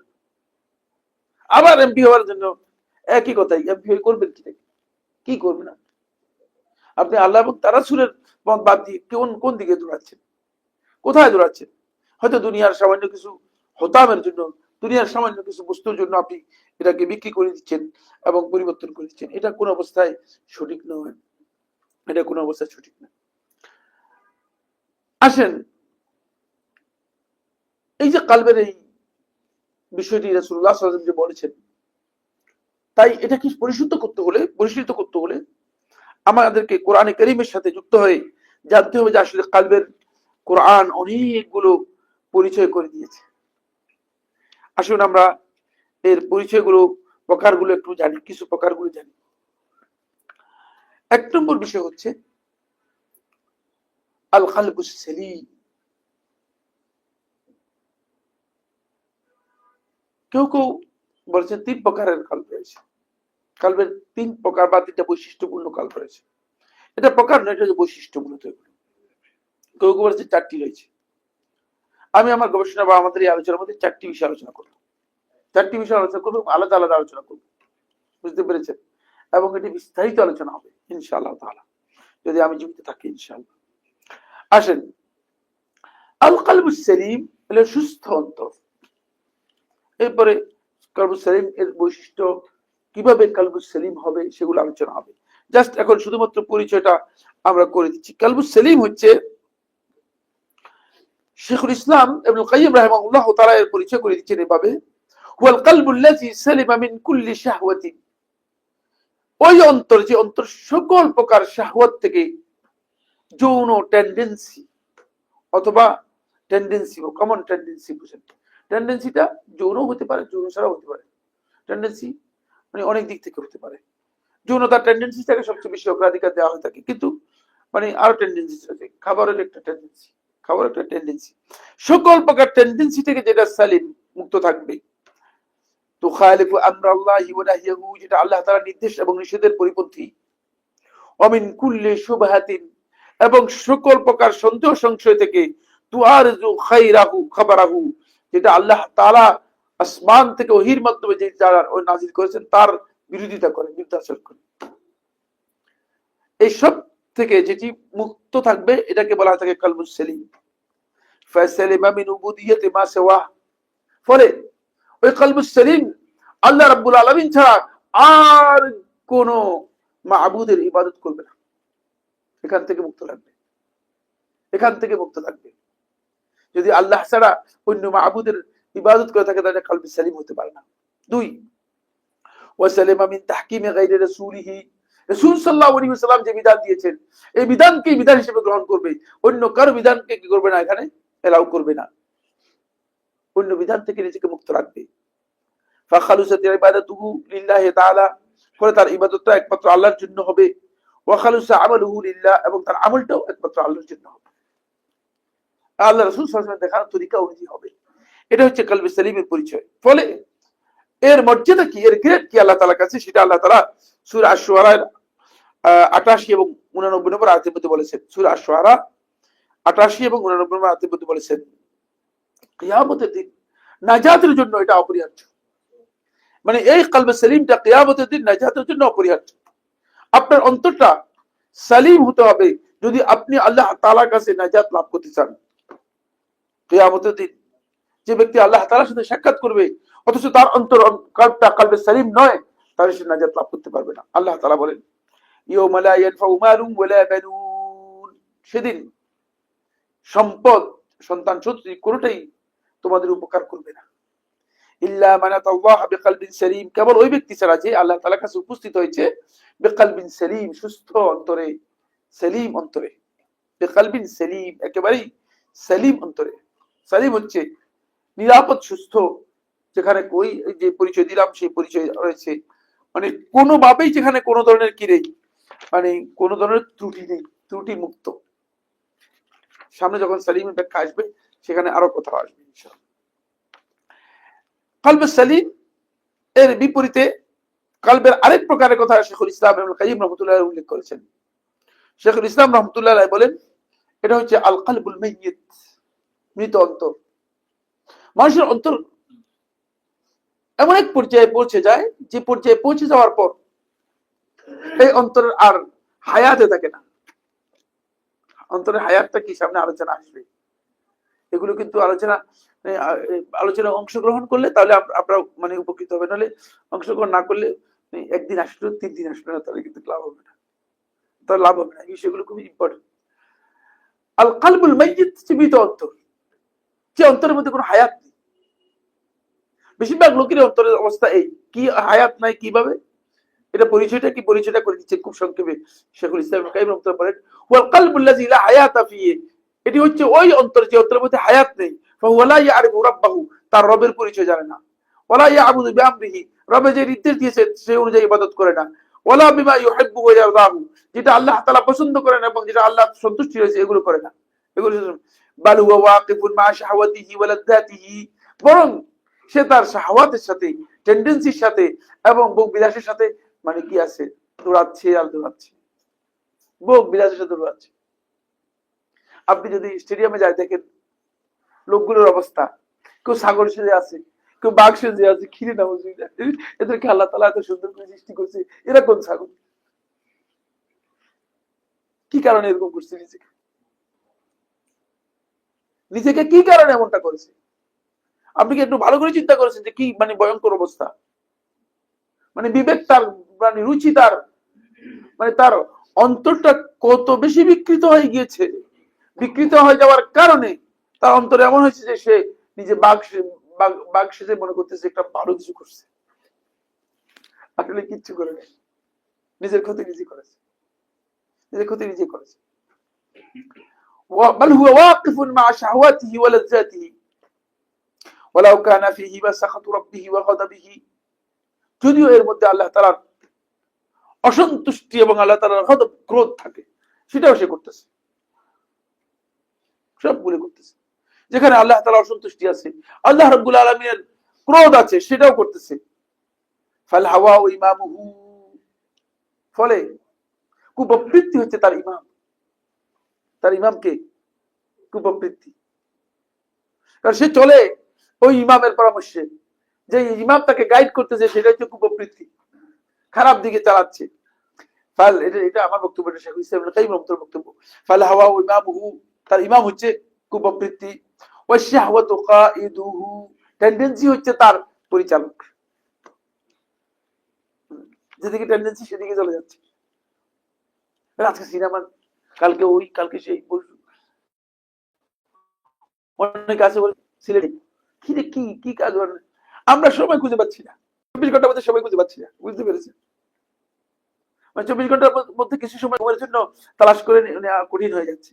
আর লোকগুলো বলতেছে যে মানে কোথায় কোথায় ঘুরা যায়, কোথায় কোথায় সময় নষ্ট করা যায়, মানে তারা সময় নষ্ট করার জন্য মানে তালাশ করতেছে। যে সময়টা আল্লাহ রাব্বুল আলামিন এত মূল্যবান করেছেন, যে এই সময়টা হচ্ছে পরীক্ষার হলের সময়। কিসের সময়? তো পরীক্ষার হলের সময় কেউ মানে মানে অন্য কথা বলে, মানে বেহুদা কাজে নষ্ট করে। পরীক্ষার হলের সময় যদি আপনাকে মানে 3 ঘন্টা পরীক্ষার হলে আপনাকে যদি বলা হয় যে পরীক্ষার হলে আসেন 10 মিনিট আড্ডা করি, ব্যাকরণ ছাড়া আর কি, এটা তো সময়টা পরীক্ষার হলের। গতকাল না পরশু কোনখানে প্রশ্ন করছে, মানে না এনটিভি দিয়ে ডাইরেক্ট প্রশ্ন করেছে, লাইভ প্রশ্ন করেছে, বলছে যে আল্লাহ তাআলা দুনিয়ার এই জীবনটাকে মানে এত ছোট করলেন কেন, সংক্ষেপ করলেন কেন, আখিরাতটা এত লম্বা করলেন কেন? তারপরে এটা তো আল্লাহ তাআলাকে জিজ্ঞেস করলে ভালো হতো, আবার জিজ্ঞেস করে দিলাম, এটা তো করেছে তো আল্লাহ তাআলা, আমি তো করিনি। এটা আল্লাহ তাআলার হিকমতের মধ্যে রয়েছে। তবে আপনি জানেন না মনে হয় দুনিয়ার জীবন, আল্লাহ সুবহানাহু ওয়া তাআলা সূরাতুল মুলকের 2 নম্বর আয়াতের মধ্যে বলে দিয়েছেন, আল্লাযী খালাকাল মাউতা ওয়াল হায়াতা লিয়াবলুয়াকুম আইয়ুকুম আহসানু আমালা, পরীক্ষার জন্য যেহেতু আপনাকে সময় দিয়েছে, এই জন্য আপনার সময়টা কম দিয়েছে, যদি সময় বেশি হতো তাহলে বাঁচতে পারতেন না, পরীক্ষা বেশি হয়ে যেত। সময় কম দেওয়ার ভালো, যাকে যত কম সময় দিয়েছে তার জন্য তত বেশি ভালো, যদি সে ব্যক্তি আমলটা ভালো করতে পারে, সে ব্যক্তি আমলটা করতে পারে। যাকে আল্লাহ রাব্বুল আলামিন যত বেশি কম সময় দিয়েছে সে তার জন্য ভালো, যদি আমলটা ঠিক করতে পারে। কারণ হচ্ছে পরীক্ষার সময় বেশি নিতে নেই, তাহলে বড় কঠিন অবস্থা হতে পড়ে যাবে। এই জন্য আল্লাহ সুবহানাহু ওয়া তাআলা এটাকে কি করেছেন, নির্দিষ্ট করে দিয়েছেন, কমাই দিয়েছে। এই কারণে আল্লাহ রাব্বুল আলামিন রাসূলুল্লাহ সাল্লাল্লাহু আলাইহি ওয়াসাল্লাম হাদিসের মধ্যে বলেছেন, যে ব্যক্তিকে আল্লাহ সুবহানাহু ওয়া তাআলা 60 বছর, 60 মানে 60 বছর আল্লাহ রাব্বুল আলামিন যাকে কি করলো, হায়াত দিল, আল্লাহ তাআলার কাছে তার আর কোনো এক্সকিউজ নেই। কম না, অনেক, যথেষ্ট। এরপরে 60 এর পরে কি করতেছে এগুলা, তার কোনো এক্সকিউজ নেই। রাসূলুল্লাহ সাল্লাল্লাহু আলাইহি ওয়াসাল্লাম ক্লিয়ার হাদিসের মধ্যে কথা বলে দিয়েছেন, একেবারে স্পষ্ট কথা বলে দিয়েছেন। ফলে এখান থেকে বোঝা যাচ্ছে যে এর ইমাম হচ্ছে, এর পরিচালক হচ্ছে কায়েদু আশ-শাহওয়াতু কায়েদু, টেন্ডেন্সি হচ্ছে, ওয়াল জাহলু সাইকুহু, মূর্খতা হচ্ছে এর মানে ড্রাইভার। সাইক বলা হয় ড্রাইভারকে, আরবি সাইক, আরবি পড়েন আপনাকে, আরবি পড়েন না, আরবি পড়ে যে কোনো লোক নাই, সাইক মানে ড্রাইভার, সাইক আরবি শব্দ ড্রাইভার। ড্রাইভার হচ্ছে কি মূর্খতা, আসলে মূর্খতার উপর চলছে, মূর্খতার উপর চলছে না। ওয়াল গাফলাতু মারকাবুহু, লিখে এটা গুরুত্বপূর্ণ, ওয়াল গাফলাতু মারকাবুহু, আর উদাসীনতা এবং অমনোযোগিতা হচ্ছে তার মারকাব, তার বাহন। প্রত্যেকটা কাজেই আল্লাহর দ্বীনের ব্যাপারে উদাসীনতা দেখবেন, তাকে দ্বীনের ব্যাপারে উদাসীনতা দেখবেন। মনে করেন এই হালাকায় উপস্থিত হওয়ার জন্য কতজন লোককে মেসেজ দেওয়া হয়েছে, কতজন লোককে দাওয়াত দেওয়া হয়েছে? এই কয়েকজন কেনা কিনা, আরো বেশি, অনেক বেশি, অনেক বেশি। হতে পারে যে বাসার মধ্যে বেহুদা বসে গেছে, একেবারে বেহুদা বসে গেছে। তাহলে এই লোকের, এই যে শেখুল ইসলাম ইবনে কাইয়িম রাহমাতুল্লাহ আলাইহি, তিনি সেই মানে অষ্টম শতাব্দীর লোক, হিজরি অষ্টম শতাব্দীর লোক। অষ্টম শতাব্দীতে এটা বলছেন, ওয়াল গাফলাতু মারকাবুহু, উদাসীনতা, অমনোযোগিতা হচ্ছে তার বাহন। আমরা এই বাহনের উপর আছি। আপনি এখান থেকে সময় দিতে, এখানে কিছু শিখতে যদি না পারেন, তাহলে অন্তপক্ষে উপস্থিত হলেও আপনি মানে দুর্ভাগ্য থেকে বেঁচে যাবেন, ভাগ্যটা ভালো হয়ে যাবে। শুধু উপস্থিত হলে মানে প্রসন্নতা হিসেবে, কারণ এটা হালাকুল জিকির, এটা হচ্ছে দুনিয়ার জান্নাত। এটাকে শেখুল ইসলাম ইবনে তাইমিয়া রাহিমাহুল্লাহ তাআলা তার ফতোয়ার মধ্যে বলেছে এটা হচ্ছে দুনিয়ার জান্নাত। দুনিয়ার জান্নাতের মধ্যে কিছুক্ষণ বসলেন, আপনার অসুবিধা কোথায়? হ্যাঁ, সেটা পর্যন্ত পারতেছে না। ওই যে, কারণ তারা চালায় কি? তার ইমামকে কুপ্রবৃত্তি।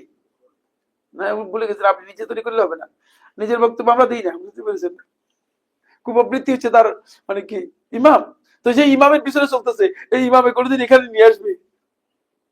এই ইমামের সবচেয়ে বেশি যদি হয় তাহলে এখানে হয়েছে একটা ইয়ে আছে না, শপিং মল একটা আছে না, কি নাম কি? না না, যমুনা ফিউচার না, একটা ভিতরে, ভিতরে কি একটা আছে না, আর কি একটা নাম, রুবাইল শপিং মল। মানে বলেছে শপিং মলে চলো একটু ঘুরে আসি, কারণ তার ইমাম তো শপিং মলের ইমাম, বুঝতে পেরেছেন? এর ইমাম হচ্ছে শপিং মলের ইমাম। এই ইমামে এখানে মানে হালাকাতে আসবেন, আনবে না, এই ইমাম হালাকার দিকে দেখতে। এই জন্য আমাদেরকে কি করতে হবে? এইটা কিসের পরিচয় দিলাম? আল কালবুল মাইয়িত, মৃত অন্তরের পরিচয়। এটাকে যে কেউ মানে এই এই এই এই ধাঁচে চলবে, এর কাছে কিছু বলে লাভ নেই। রাসূলুল্লাহ সাল্লাল্লাহু আলাইহি ওয়াসাল্লাম সেই বুখারী হাদিসের মধ্যে বলেছেন যে মাসালুল লাযী ইয়াযকুরু রাব্বাহু ওয়াল লাযী লা ইয়াযকুরু রাব্বাহু কামাসালিল হাইয়্যি ওয়াল মাইয়িত। সেই বুখারী হাদিসের মধ্যে রাসূলুল্লাহ সাল্লাল্লাহু আলাইহি ওয়াসাল্লাম বলেন, মাসালুল লাযী ইয়াযকুরু রাব্বাহু, যে ব্যক্তি আল্লাহ রাব্বুল আলামিনের জিকির করে, ওয়াল লাযী লা ইয়াযকুরু রাব্বাহু, যে আল্লাহ রাব্বুল আলামিন জিকির করে না, মাসালুল হাইয়্যি ওয়াল মাইয়িত, জীবিত আর মৃত ব্যক্তির মতোই। জীবিত এবং মৃত ব্যক্তির উদাহরণ। যে আল্লাহ রাব্বুল আলামিন জিকির করে সে হচ্ছে জীবিত, আর যার অন্তরের মধ্যে আল্লাহ তাআলা জিকির আসে নাই, আল্লাহ রাব্বুল আলামিনের স্মরণ যার অন্তরের মধ্যে আসে নাই, সে হচ্ছে পরিপূর্ণরূপে মৃত ব্যক্তির মতো। তো আল্লাহ তাআলার জিকির থেকে গাফেল ব্যক্তি মূলত মাইয়িত অন্তরের অধিকারী। আপনি দেখবেন যে আল্লাহ তাআলার কথা, কোরআনের কথা, সুন্নাহর কথা, হাদিসের কথা তার মধ্যে মোটেও ভালো লাগবে না, মোটেও ভালো লাগবে না। কেন জানি ব্যবসাটা এমন হবে যে বলছি কি কেন এগুলো কি বলে, দরকার কি এত করা, এত কথা বলার দরকার? অন্তরের মধ্যে সেগুলো গ্রহণ করতে পারবে না, সেগুলো স্বাদ সে বুঝতে পারবে না। তিন নম্বর পয়েন্ট হচ্ছে আল কালবুল মারিদ, অসুস্থ অন্তর। আগেটা এক নম্বর কি গিয়েছে? আল কালবুস সালিম। এভাবে চলবে না। এখানে খাতা কোথায়? খাতা লাগবে, এখানে খাতা অথবা কাগজের ব্যবস্থা করতে হবে। এটা এটা ক্লাস, এটা আমরা মানে ওয়াজ করে দিলাম, কিছু শিখলাম না, চলে গেলাম, এটা চলবে না। এটা কিছু অন্তপক্ষে কি কিছু মানে হয়তো মাথায় করে নিন, নইলে খাতার মধ্যে নিন। খাতার মধ্যে নিলেও বাসায় গিয়ে অন্তপক্ষে কি করতে পারবেন? কিছুটা কাজ লাগাতে পারবেন।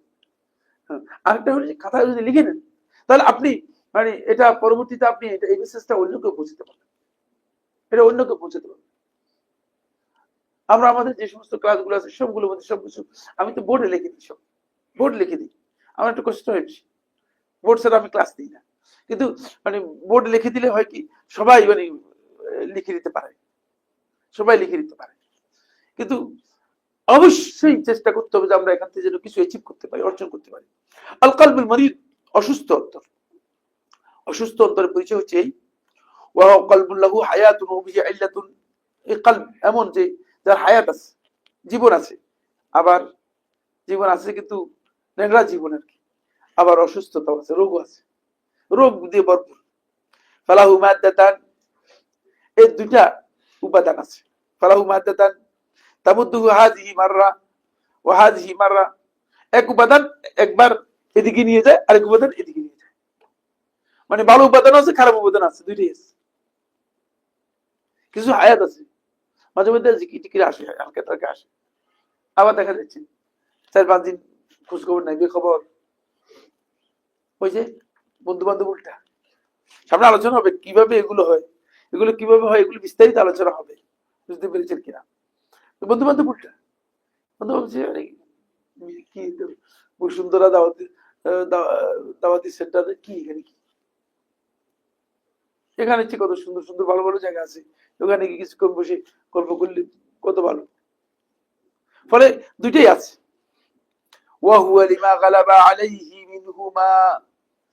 এই দুইটার মধ্যে যেটা তার উপর, তার অন্তরের মধ্যে গালিব হয়ে যায়, সেটাই তাকে চালায়। কোন সময় মুনাফিকি গালেব হয়ে যায়, কোন সময় ফাসিকি গালেব হয়ে যায়, কোন সময় ইজরাম অপরাধ গালেব হয়ে যায়, কোন সময় শয়তান গালেব হয়ে যায়।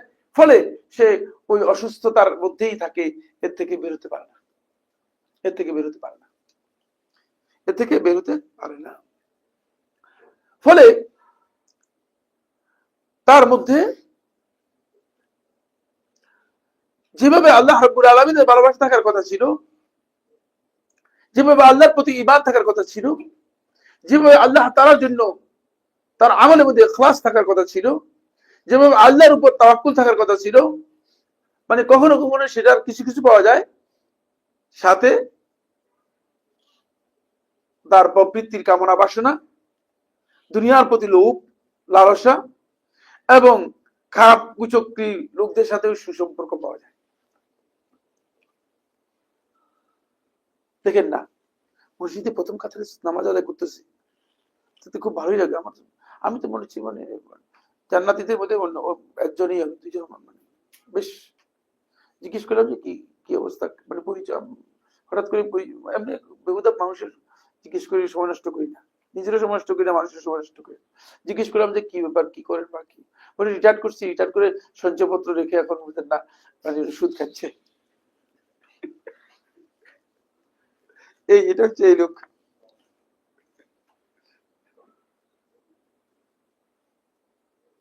আপনি মনে করছেন যে মানে আপনার মনে ধারণা হয়েছে যে ওই যে প্রথম রাকাতে নামাজ পড়তেছেন এতে কাম হয়ে যাচ্ছে আর কি, আল্লাহ রাব্বুল আলামিনকে খুশি করে ফেলতেছেন। আর না, আপনি তো আল্লাহকে খুশি করার আগে শয়তানকে খুশি করে শয়তানের বান্দা হয়ে পড়েছেন, আল্লাহর সাথে যুদ্ধ করতেছেন। আপনি আল্লাহর সাথে যুদ্ধে চলে গেছেন। আর আপনি মনে করতেছেন যে 5 ওয়াক্ত সালাত মানে জামাতে পড়তেছেন, এটা কোন কাজ? এই বিষয়গুলো আমাদের বুঝতে হবে, এগুলো আমাদের বুঝতে হবে। আল্লাহর বিধানের সাথে যেটা নাফরমানি, সেটা করার পরে আল্লাহ রাব্বুল আলামিনকে সন্তুষ্ট করার কোনো জায়গা নেই।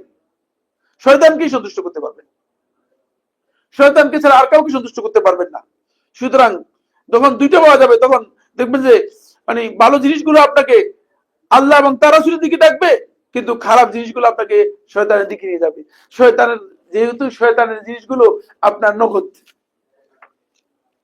আল্লাহ তার রাসূল কি বাকিতে, জান্নাত কি নগদ আছে নাকি? আখিরাতের কোনো রিওয়ার্ড, কোনো পুরস্কার কি নগদ দিবে? হ্যাঁ, টাকা টুকা দেয় নাকি? মসজিদে গেলে কিছু পাওয়া যায় তো না, এক বস্তা চাল টাল পাওয়া যায় না, কিছু তো পাওয়া যায় না। আর শয়তান তো আপনাকে বুঝাবে যে আরে এখানে গেলে তো তোমার মিয়া মিছিলে গেলে মানে 5,000 টাকা করে, তো আপনি তো মনে করেন যে আরে কি অসুবিধা কি, মিছিলে 2-3টা মিছিল করে 5,000 টাকা করে তো খারাপ কি? মসজিদে গেলে নামাজ পড়লে তো আর একটা করে দিবে।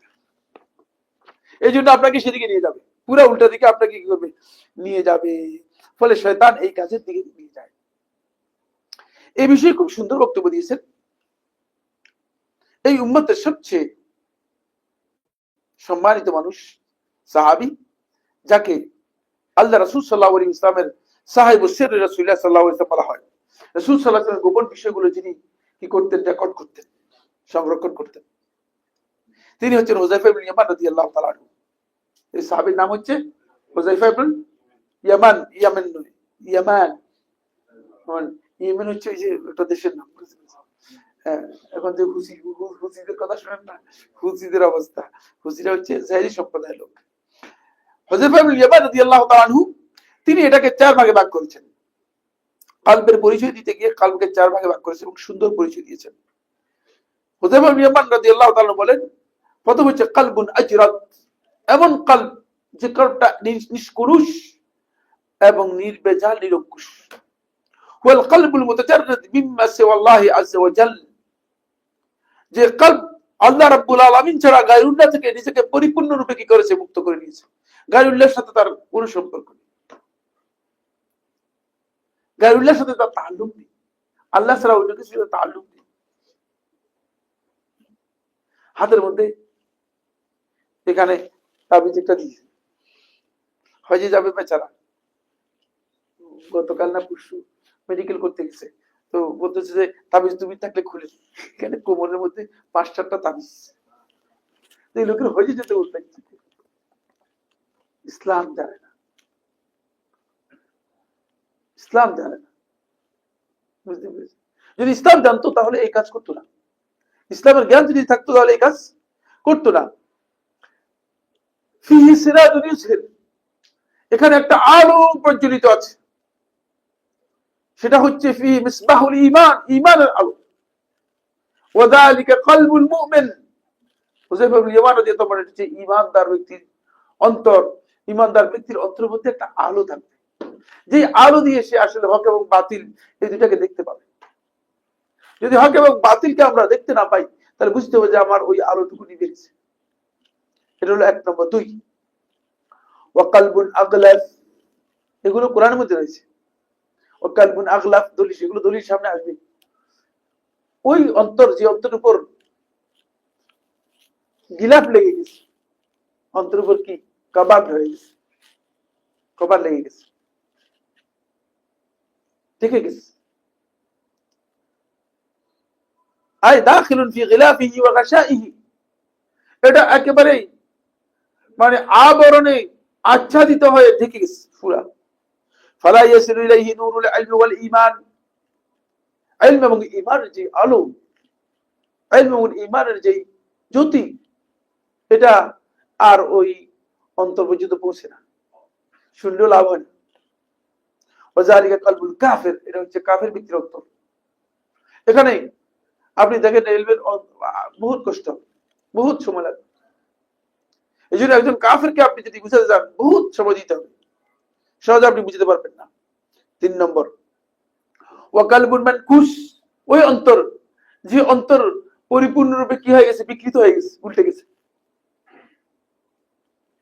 মানুষ স্বাভাবিকভাবে মাথা মানুষের উপরে থাকে না নিচে থাকে? হ্যাঁ, উপরে থাকে। কোন মানুষের মাথা যদি নিচে দিয়ে পা যদি উপরের দিকে দেয় তাহলে এটাকে বলা হয় কি, মানকুশ। মানকুশ আরবিতে বলা হয় মানকুশ, মানে পুরাই উল্টে গেছে।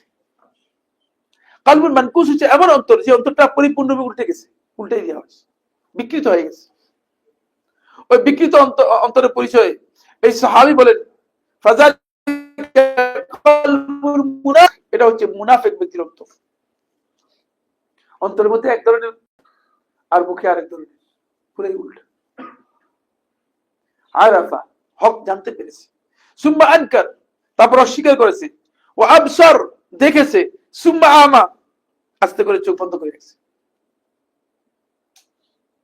হক জানার পরেও হককে স্বীকার করে নিতে পারে, দেখার পরেও বুঝে না, আপনি দেখছেন না, কেমন কেমন মনে হয়েছে, দেখছি কথা বলবে না, দেখছি কথা বলবে না, বলছে হ্যাঁ কি জিনিসটা, স্বীকার করবে না। তারা সবাই আল্লাহ রাসূল সাল্লাল্লাহু আলাইহি ওয়াসাল্লামের তরিকা, আল্লাহ রাসূল সাল্লাল্লাহু আলাইহি ওয়াসাল্লামের দেখানো রাস্তাগুলো তাদের সামনে স্পষ্ট ছিল, কিন্তু ওই মুনাফিক ব্যক্তিগুলো হেদায়েত লাভ করতে পেরেছে না, হেদায়েত লাভ করতে পারেনি। এরপর হচ্ছে আল কলবুল মাগলুব, ওই অন্তর, যে অন্তরের উপর মানে ঈমান অথবা নিফাক কোন একটা কি হয়ে গেছে, গালেব হয়ে গেছে। তামুদ্দুহু মাদ্দাতান, দুটো উপাদান, মাদ্দাতু ঈমান, কিছুটা ঈমান, কিছুটা মুনাফিকি, কিছুটা ঈমান, কিছু তো মুনাফিকি। ওয়া ওয়ালিল গালিবি আলাইহিমা মিনহুমা, এর মধ্যে যদি মুনাফিক গালেব হয়ে যায় তাহলে দেখা যাচ্ছে মুনাফিকের দিকে চলে গেছে। আর যদি ইমানের দিকে গালেব হয়ে যায়, কিছু মুনাফিকও আছে, কিছু ইমানও আছে। মানে এটা হচ্ছে মানে মাগলুব, পরাজিত অন্তর, যেটা ইমানের জায়গায় থাকতে পারে নাই, আবার মুনাফিকের জায়গাও থাকতে পারে নাই। এই ব্যাখ্যা করেছেন কে? সাহাবী হুযায়ফা ইবনে ইয়ামান রাদিয়াল্লাহু তাআলা আনহু।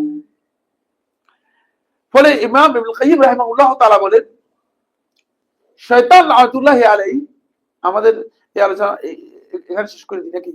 কটা বাজে কথা? হ্যাঁ, শেষ করে দিই। যদি কোনো প্রশ্ন থাকে আমরা আসতে পারি, কারণ পরের অংশে শয়তান কিভাবে অন্তরগুলোতে প্রবেশ করে সেই মাদাখিল গুলো আলোচনা হবে। মানে এই অন্তরগুলোতে শয়তান প্রবেশ করার মানে এন্ট্রেন্স গুলো শয়তানের কি কি, সেটা আলোচনার মধ্যে আসবে ইনশাআল্লাহ। আমরা চেষ্টা করব যাতে করে আমরা অংশগ্রহণ করতে পারি। আল্লাহ তাআলা আমাদের সবাইকে তৌফিক দান করুন। বিসমিল্লাহ।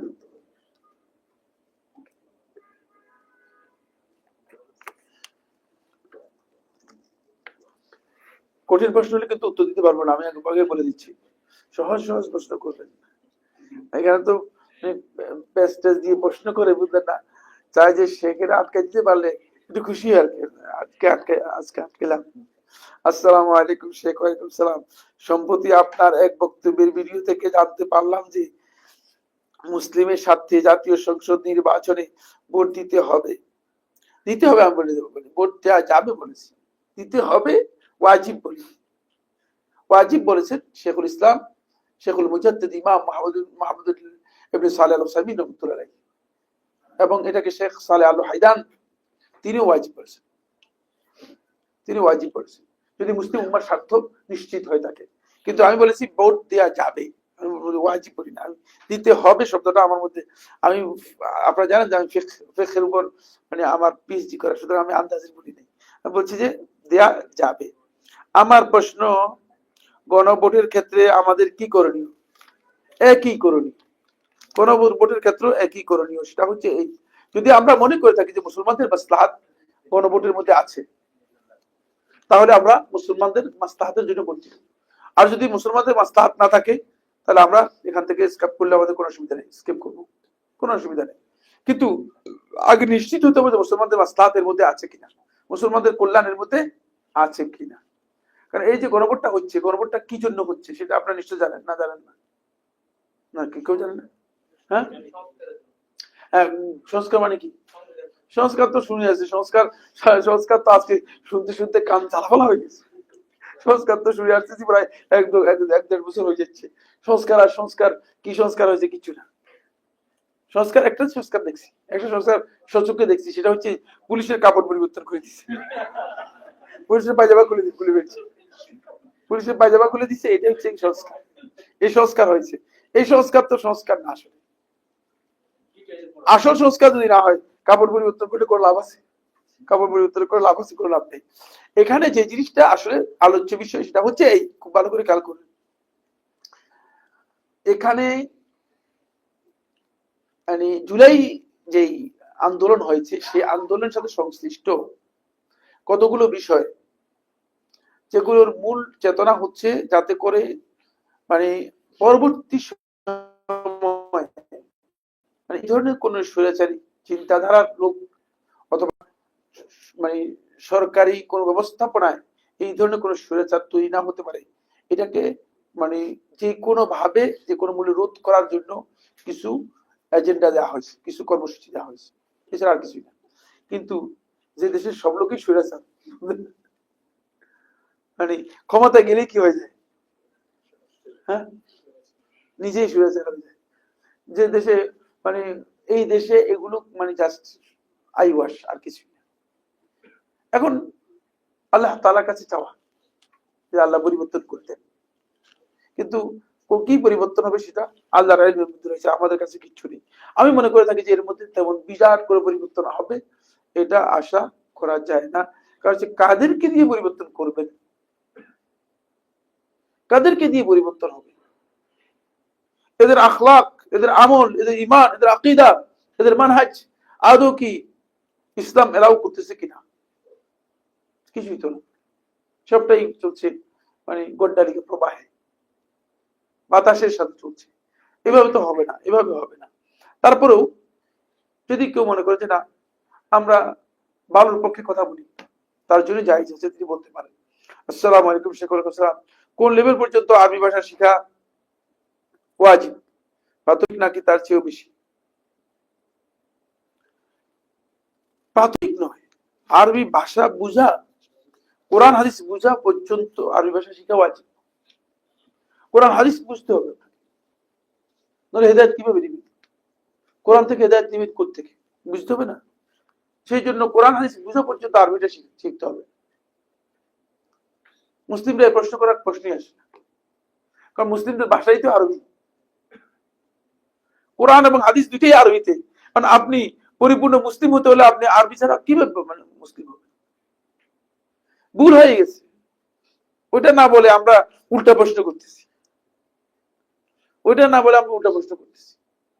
আপনি ইসলামের ইতিহাস দেখেন, ইসলামের ইতিহাস দেখেন, মানে মদিনা থেকে ইসলাম সারা সমগ্র পৃথিবীতে প্রচার লাভ করেছে।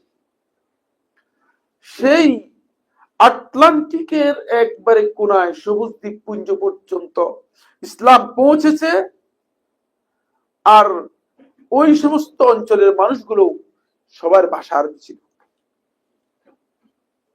এরা কেউ আরবিতে কথা বলতো না। ইসলামকে গ্রহণ করার সাথে তারা আরবিকেও গ্রহণ করেছে।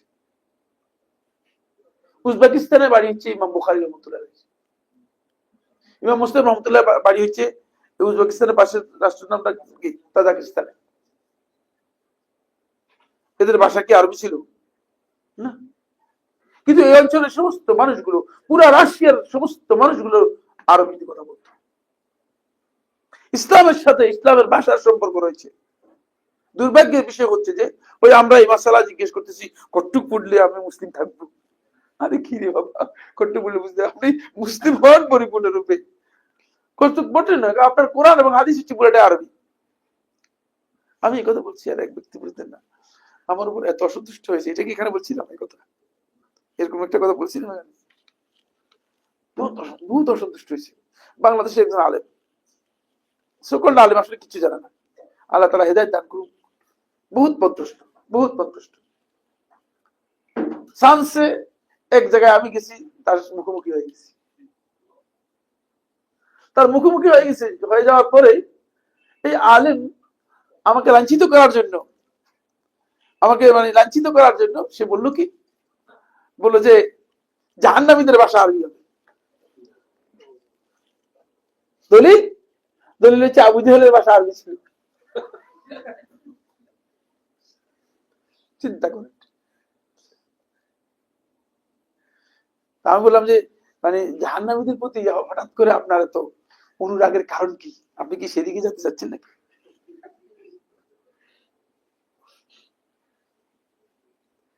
ভাষার উপর আল্লাহ রাব্বুল আলামিন বিচার ফয়সালা করবেন না, কিন্তু কোরআন এবং হাদিস বুঝতে হলে আপনাকে অবশ্যই আরবি না জেনে আপনি কিভাবে বুঝবেন? বুঝার তো কোনো পথ নেই। ফলে মানে কোরআন এবং হাদিস না জানার কারণেই একদল লোক আমরা পথভ্রষ্ট হয়ে গেছি। ইমাম শাতিবী রহমতুল্লাহ মুওয়াফাকাতের মধ্যে উল্লেখ করেছেন, বিভ্রান্তি এবং জাহালতের অন্যতম কারণ একটা, সেটা হলো এই মানুষ অনারব থেকে যাওয়া, আরবি ভাষা না জানা। আরবি ভাষা না জানলে এখন আপনাকে এসে কোরআনে আয়াত একটা দিয়ে আপনাকে সুন্দর করে একটা ভুল বুঝে দিল, কি আমার সামনে বলতে না, আমি বসে আছি, সুবহানাল্লাহ, আমি নিজে বসে আছি। এমন জায়গায় একজনে ওয়াজ করে বলেছে, মানে ইউদনিনা আলাইহিনা মিন জালাবিবিহিন্না, এই আয়াতের মানে অর্থ করে দিচ্ছে, বলতেছে যে নারীদেরকে নির্দেশ দিচ্ছে, ইয়া নিসা নবী, হে নবীর স্ত্রীগণ, মুসলিম নারীগণ, তোমরা ইউদনিনা, তারা যেন ইউদনিনা আলাইহিনা মিন জালাবিবিহিন্না, তারা যেন তাদের গাউন তারা খুলে নেই। আমরা ভাই কিসের অর্থ বলে দিত? ইউদ্দিনের অর্থ কি? বলছে টেনে টেনে টেনে খুলে নেয়া। কে বলছে আপনার এই অর্থ? এইভাবে, কারণ আমার যেহেতু আরবি জানা এখন সাধারণ পাবলিক তো মনে করবে যে কিরে এই লোকে তো কোরআন থেকে বলতেছে যে মানে মানে তারা যেন মানে তাদের গাউনটা খুলে নেই। অথচ আল্লাহ তাআলা বলতেছে সেটা যেটা এটার সাথে কোনো মিল নেই, কোনো মিল নেই, কোনো মিল নেই। এরকম কোরআনে কারীমের অসংখ্য আয়াতের অপেক্ষা করে পথভ্রষ্ট করে ফেলতেছে মানুষদেরকে। একটি কারণ, সেটা হচ্ছে ভাষার কারণে। একাকি নামাজ সূরা ফাতিহা পড়ে কি আমিন বলতে হবে? হ্যাঁ, আমিন বলা মুস্তাহাব। একাকি সালাতের মধ্যেও আমিন বলা মুস্তাহাব। আর নামাজ ছাড়াও সূরা ফাতিহা পড়ে আমিন বলা কি মুস্তাহাব বিল ইজমা সাব্যস্ত হয়েছে। বড় আশ্চর্যের বিষয় হয়েছে, এখানে একটা সবচেয়ে বড় মসজিদ হয়েছে মিরপুরে, তো সেখানে খতিব নিয়োগ দিবে, সেখানে মানে নিয়োগের জন্য নিয়োগ কি বলা হয়, নিয়োগ কমিটি করা হয়েছে আর কি, একটা বোর্ড করা হয়েছে। তো নিয়োগ বোর্ড প্রদান করেছে আমাকে। কি কারণে করছে, মানে যিনি করছেন তিনি মনে করছেন যে ওনারা করে দেখি একটু ভালো করে টেস্ট করে নি। সবাই সূরা ফাতিহা পড়েছে, বুঝতে পেরেছেন। এর মধ্যে একজন আমিন বলে, আমরা যে শুনে আমিন দিয়ে খেলাফ হয়েছে সালাতের মধ্যে, ইমামের পেছনে যে জোরে বলবে না আসতে বলবে, তবে বলবে যে এই ব্যাপারে কোনো খারাপ হয়নি। আপনারা যে আমিন বললেন না, এর কারণটা কি? আগে সেই মাসালা জানতে চাই। দেখেন, একটা বড় বিশাল মসজিদের না ইমাম হবে 1 লক্ষ বেতন, 1 লক্ষের কাছাকাছি বেতন, আর আদার্স ফেসিলিটিস সহ দিবে। এই জন্য আমার নিয়ে গেছেন যে একটু ভালো করে যাচাই করে দিই, বুঝলেন। কিন্তু যাচাই কি করবি, কাদেরকে যাচাই করবি? যে সুরে বাতাই বুঝে না, একজন আমিন বলেনি। আমি তাদের জিজ্ঞেস করি এখানে আমিন বলার হুকুম কি জানেন কিনা? বলে হ্যাঁ আমিন, আমিন তো বলা, আমিন বলা যায় মুস্তাহাব। বললেন না কেন? নিষেধ করছে কি? যদি মুস্তাহাব হয় বললেন না কেন? ওটা খতিব নিয়োগ দেওয়া হবে। একজন বললেন, ইন্টারভিউ দিচ্ছে 68 জন, সবগুলো দাওরা হাদিস এবং কামেল এবং বড় বিশাল ইফতার সহ, মানে ডিগ্রি অনেক ডিগ্রি বসে, আমার চেয়ে বেশি। আলহামদুলিল্লাহ আমার কাছে সার্টিফিকেট অনেক, বুঝতে পেরেছেন। যত সার্টিফিকেট নেই এরপরে আমার মতো দিতে পারবে না। আল্লাহ তাআলার শুকরিয়া। এটা অহংকারের জন্য বলতেছি, এটা বলতেছি যে মানে যাদের ডিগ্রি আছে তাদের ডিগ্রি আমার আছে, আমার পড়ালেখা নেই, তো জ্ঞান কম আর কি, কিন্তু আলহামদুলিল্লাহ ডিগ্রি আছে আমার কাছে। তো এই একজন আমিন বলে, আমিন সর্বাবস্থায় সূরা ফাতিহা পড়লে আমিন বলা মুস্তাহাব। আমরা কিভাবে সাধারণ মুসলমানদেরকে ইসলামের দাওয়াত দিতে পারি? সাধারণ মুসলমানদেরকে আমাদের এই ক্লাসে চলবে না। সাধারণ মুসলমানদেরকে দাওয়াত দেওয়ার জন্য বই হচ্ছে উসুলুস সালাসা, এই বইয়ের আলোকে দাওয়াত দিবেন। উসুলুস সালাসা বইয়ের আলোকে দাওয়াত দিবেন। এখানে উসুলুস সালাসা এর দাওয়াত আমি দেওয়াটা প্রয়োজন মনে করতেছি না, নাহলে আমি উসুলুস সালাসাই পড়াতাম। এখানে উসুলুস সালাসার আলোচনা আপনারা প্রয়োজন মনে করতেছেন, আমার মনে হয় কোনো প্রয়োজন নেই। এই জন্য আমরা একটু একটু জ্ঞান, মানে আপনি আমি খুব সাধারণ আলোচনা করতে পারবো, মানে কিন্তু যেখানে যে জায়গায় যেটা প্রযোজ্য সেটা আলোচনা একটু একটু হাই থটের হাই লেভেলের আলোচনা হওয়া দরকার। আর কিছু অন্য আলোচনা করুক, অসুবিধা কিছু, অসুবিধা নেই। আর আপনার দুরুসুল মুহিম্মা, দুরুসুল মুহিম্মা লিআম্মাতিল উম্মাহ, এই বইয়ের উপর দার্স। আর একটা হচ্ছে আল জামুল ফরিদ, এই বইয়ের উপর দার্স হবে। এই 3টি বইয়ের উপর দার্স হলে এটা সাধারণ পাবলিকের জন্য খুবই প্রযোজ্য, সাধারণ পাবলিকের জন্য খুবই প্রযোজ্য। আমরা একটা বই তৈরি করেছি কিন্তু এখনো প্রকাশ করতে পারিনি, কিতাবুল ইলম নাম দিয়েছি, কিতাবুল ইলম। কমপ্লিট মানে লেখা হয়ে গেছে কিন্তু প্রকাশ করতে পারিনি, মানে এরকম মোটা বই হয়ে গেছে। মোটা অবশ্যই হবে, কারণ হচ্ছে কি 10টা পাঠ করেছি, তো 10টা কিতাবের মধ্যে অন্তর্ভুক্ত করেছি, সব পয়েন্ট আনা হয়েছে যা একজন মুসলমানের জানা দরকারই পারে, সব সব জিনিসের মধ্যে আনা হয়েছে। আমরা আশা করি ইনশাআল্লাহ তারা হয়তো একসময় প্রকাশ করতে পারবো ইনশাআল্লাহ। আসলে নির্বাচনে কি আমরা ইসলামী দলগুলোকে ভোট দিব? আপনারা জানেন, এটা আপনার সিদ্ধান্তের বিষয়, এটা আমার সিদ্ধান্তের বিষয় না। আপনি যদি মনে করেন যে কাউকে ভোট দিলে মুসলমানদের কল্যাণ হবে, অকল্যাণ থেকে মুসলমান বাঁচতে পারবে, অথবা মুসলমানরা আশঙ্কা মুক্ত হতে পারবে, তাহলে ভোট দেওয়া যায়। ভোট দেওয়া ফরজ হয়, সুন্নত নফল বিষয় না, মাসলাহাতের সাথে জড়িত। মাসলাহাতটা আপনি লক্ষ্য করে দেখবেন, মাসলাহাত যদি ভালো হয় তাহলে ভোট দিতে পারে। তবে একটা ফতোয়া গলত দিয়ে যাচ্ছে, একটা ফতোয়া কি গলত দিয়ে যাচ্ছে, যে আলেম ফতোয়া দিচ্ছেন সে আলেমকে আল্লাহ তাআলা হিদায়াত দান করুন, আমিন বলবেন না? হিদায়াত দিলে তো ভালোই হতো। বলতেছে যে ভোট থেকে বিরত থাকা ইমানি দায়িত্ব। নাউযুবিল্লাহি মিন যালিক। ইমানি দায়িত্ব না, শয়তানি দায়িত্ব। ইমানি দায়িত্ব কিভাবে হবে? শয়তানের জন্য আপনি পুরো জায়গাটা ছেড়ে দিলেন, মানে পুরা বাংলাদেশের মানে 56,000 বর্গ মাইল পুরোটাই শয়তানের জন্য ছেড়ে দিয়ে আপনি বলতেছেন যে মানে শয়তান এগুলো চালাক, আর আমরা আছি বুঝতে না মসজিদের মধ্যে। কদিন পরে মসজিদ বন্ধ করে দিলে কি করবেন? এটা শয়তানি বক্তব্য, ঠিক না? এটা শয়তানি কথা, শয়তানি দায়িত্ব। কোনোভাবেই আসলে শয়তানের জন্য স্পেস করে দেওয়ার কোনো সুযোগ নেই। আপনারা কি মনে করেন? আপনাদের কি চিন্তাধারা? আমরা শয়তানের জন্য জায়গা ছেড়ে দিয়ে বলে যে শয়তান তুমি থাকো, আমরা গেলাম, এরকম নাকি? যাবো কোথায়? যাওয়ার তো জায়গা নেই। ইন্ডিয়াতে যেতে দিবে আপনাকে? আমার বিষয় আছে, আমি খুবই অসুস্থ মানুষ, জানেন নিশ্চয়ই। আমার জরুরি ভিত্তিতে ইন্ডিয়া যাওয়া দরকার, কিন্তু ডরে যেতে পারতেছি না, ডরে যেতে পারতেছি না। বিষয় আছে, মানে বিষয় শেষ হয়ে যাবে, ফেব্রুয়ারিতে শেষ হয়ে যাবে। মানে অন্তপক্ষে না গেলে তো মানে সামনে বিষয় পাবো না, দিবে না, কিন্তু ডরে যেতে পারতেছি না, কারণ সেখানে পরিস্থিতি বেশ খারাপ, পরিস্থিতি বেশ খারাপ। তো আমরা ইন্ডিয়াতে যেতে দিবে না। এখন আমরা এটা করতে পারি, সেটা হলো সবাই একসাথে বঙ্গোপসাগরে ঝাঁপ দিয়ে পড়ি, একটা কিছু করে ফেলি, তো সেখানেও লাভ নেই। কারণ সে রাসূলুল্লাহ সাল্লাল্লাহু আলাইহি ওয়াসাল্লাম সহিহ মুসলিমের হাদিসে বলতেছে শয়তান তার আরশ রাখছে সমুদ্রের মধ্যে, গেলে মানে আপনি যখন লাভ দিয়ে ওখানে যাবেন তখন শয়তান লাভ দিয়েছে বলতে এরা আসছে আমার আরশ দখল করার জন্য, আমার আসন সিংহাসন দখল করার জন্য, এদেরকে সাইজ করে দাও।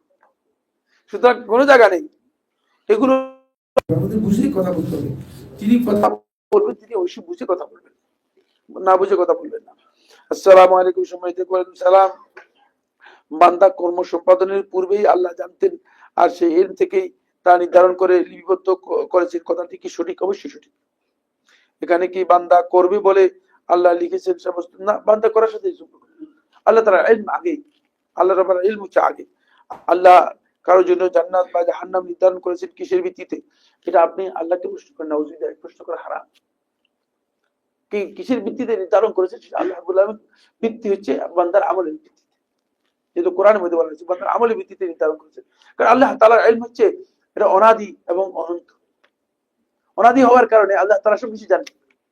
আপনি না মানে আপনার কাছে না এটা মানে ইলম পরে জানছেন, আল্লাহ তাআলার কাছে পরে নেই। এটা আপনি তাকদীরের মাসআলা পড়লেই বুঝতে পারতেছেন। এটা আল্লাহ তাআলা অনাদির মধ্যে থাকার কারণে আল্লাহ রাব্বুল আলামিন জানেন, অথবা তার জন্য তাকে শাস্তি, এবং এটা তো খুবই সহজ কথা। যেহেতু আল্লাহ তাআলা জানেন অনাদিতে, এই জন্য আল্লাহ সুবহানাহু ওয়া তাআলা এই বিষয়গুলো লিখে রেখেছেন। কোরআনের সূরাগুলো কিভাবে সাজানো এবং কেন? কোরআনের যে সূরাগুলো তরতিব দেওয়া হয়েছে, এই তরতিবটা রাসূলুল্লাহ সাল্লাল্লাহু আলাইহি ওয়াসাল্লাম রাসূলুল্লাহ সাল্লাল্লাহু আলাইহি ওয়াসাল্লাম ইন্তেকালের আগে রাসূলুল্লাহ সাল্লাল্লাহু আলাইহি ওয়াসাল্লাম কাতিবে ওহী যারা ছিল, যায়েদ ইবনে সাবিত আল-আনসারী রাদিয়াল্লাহু তাআলা আনহু সহ আব্দুল্লাহ ইবনে রাওয়াহা এবং অন্যান্য যারা ছিল কাতিবে ওহী, তাদেরকে রাসূলুল্লাহ সাল্লাল্লাহু আলাইহি ওয়াসাল্লাম, আব্দুল্লাহ ইবনে মাসউদ, তাদেরকেই রাসূলুল্লাহ সাল্লাল্লাহু আলাইহি ওয়াসাল্লাম নির্দেশ দিয়েছেন যে এই সূরার পরে এই সূরা হবে, এই সূরার পরে এই সূরা হবে, এই সূরার পরে এই হবে। এই তরতিবটা রাসূলুল্লাহ সাল্লাল্লাহু আলাইহি ওয়াসাল্লাম নিচেই করে দিয়েছেন। তরতিবটা রাসূলুল্লাহ সাল্লাল্লাহু আলাইহি ওয়াসাল্লাম কি নিচেই করে দিয়েছেন। এটা নাজিলের সাথে সম্পৃক্ত নয়, নাজিলের সাথে কিনা সম্পৃক্ত নয়, অথবা কোনো সুনির্দিষ্ট প্রেক্ষাপটের সাথে সম্পৃক্ত নয়।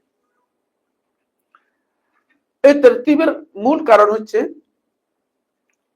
আল্লাহ নবী সাল্লাল্লাহু আলাইহি ওয়াসাল্লাম যখন এই তরতিবটা দিয়েছেন, তরতিবের ক্ষেত্রে রাসূলুল্লাহ সাল্লাল্লাহু আলাইহি ওয়াসাল্লাম কোরআনে কারীমের সূরাগুলোর মানে তুল মানে দীর্ঘ এর অবস্থানটাকে কি করেছে রাসূলুল্লাহ সাল্লাল্লাহু আলাইহি ওয়াসাল্লাম খেয়াল করেছেন। প্রথমে সূরাতুল বাকারা অনেক লম্বা, 2.5 পারার চেয়ে বেশি। তারপরে সূরা আলে ইমরান 1.5 পারার চেয়ে একটু বেশি। মানে ওই যে তুলের বিষয়টাকে রাসূলুল্লাহ সাল্লাল্লাহু আলাইহি ওয়াসাল্লাম কি করেছেন, মানে দীর্ঘতা, এই দিকটাকে রাসূলুল্লাহ সাল্লাল্লাহু আলাইহি ওয়াসাল্লাম সাজানোর জন্য সহজ করেছেন। একেবারে শেষে রাসূলুল্লাহ সাল্লাল্লাহু আলাইহি ইসলাম যে সূরাগুলো দিয়েছে সেগুলো কিসসার, সেগুলোকে বলা হয় মুফাসসাল বলা হয়। মুফাসসাল বলা হয় থেকে সেগুলো আরবিতে। মুফাসসাল তিন প্রকার, তিওয়াল মুফাসসাল, তারপরে আওসাতুল মুফাসসাল, তারপরে কিসারুল মুফাসসাল। মানে এভাবে সাজিয়েছে। কেন? এর কারণ আছে। এর কারণ হচ্ছে যাতে তেলাওয়াতের জন্য মানুষের সহজ হয়। তেলাওয়াতের জন্য মানুষের কি হয়? সহজ হয়। এই জন্য তেলাওয়াতের সহজের জন্য আল্লাহ নবী সাল্লাল্লাহু আলাইহি ওয়াসাল্লাম এগুলো কি করেছেন? এভাবে তারতিব দিয়েছেন। আর এটা আল্লাহ তাআলা কি করেছেন? এভাবেই রাসূল সাল্লাল্লাহু আলাইহি ওয়াসাল্লামকে তারতিব দিতে বলেছেন। সময় এবং নাজিলের সাথে যদি সাধারণ হতো তাহলে সূরার সামঞ্জস্য থাকতো না। কারণ হচ্ছে মানে কোন কোন আয়াত, সর্বশেষ আয়াত নাজিল হয়েছে যেটা, সেটা হচ্ছে কি বলতে পারবে কোন আয়াতটা সর্বশেষ? আয়াতুর রিবা, আয়াতুল মুদায়না, ঋণ এবং সুদের যে আয়াত, এই আয়াতগুলো নাজিল হচ্ছে সর্বশেষ। তো এটা যদি প্রথম নিয়ে আসা হয় বা শেষে দেয়া হয় তাহলে এটা গুরুত্ব হারিয়ে যাবে, গুরুত্ব হারিয়ে যাবে। এবং ওই যে জায়গায় রাখা হয়েছে মানে যেখানে যেটা প্রযোজ্য সেখানে সেটাকে সেই জায়গায় করা হয়েছে, রাখা হয়েছে। এটা আল্লাহ তাআলার পক্ষ থেকে যেভাবে লাউহ মাহফুজের মধ্যে লিখিত আছে ঠিক সেভাবেই রাখা হয়েছে। কারণ এটা তো মানে ইন্নাহু দা কুরআনুল কারীম ফি কিতাবিন মাকনুন, সংরক্ষিত কিতাবের মধ্যে এটাকে লিখে রাখা হয়েছে। কলব কি বস্তুগত নাকি অবস্তুগত বিষয়? বস্তুগত বিষয়। কলব বস্তুগত বিষয়, অবস্তুগত বিষয় নয়। এবং কলব সম্পর্কে একদল লোক এখন নতুন জ্ঞান দিচ্ছে, এটা জাহেরি জ্ঞান। বলছে কলব হচ্ছে মাথার উপর। আসলে মাথা নষ্ট হয়ে গেলে যা হয় আর কি, মাথার উপর কলব না, মাথার তারের মধ্যে যদি কোনো মানে মাথার মধ্যে ইলেকট্রিক ইয়ে রয়েছে না, ইলেকট্রিক যে বিয়েগুলো সেগুলো যদি কোনো কারণে টালমাটাল হয়ে যায় তখনই তো মানুষ কথাবার্তা উল্টাপাল্টা করে। না, কলব মাথার মধ্যে নয়, জাহিল না জেনে কথা বলছে। কলব মাথার মধ্যে নয়। দলিল আছে? আছে কোরআনের মধ্যে। আল্লাহ তাআলা কলবের পরিবর্তে সুদূর শব্দ ব্যবহার করেছে।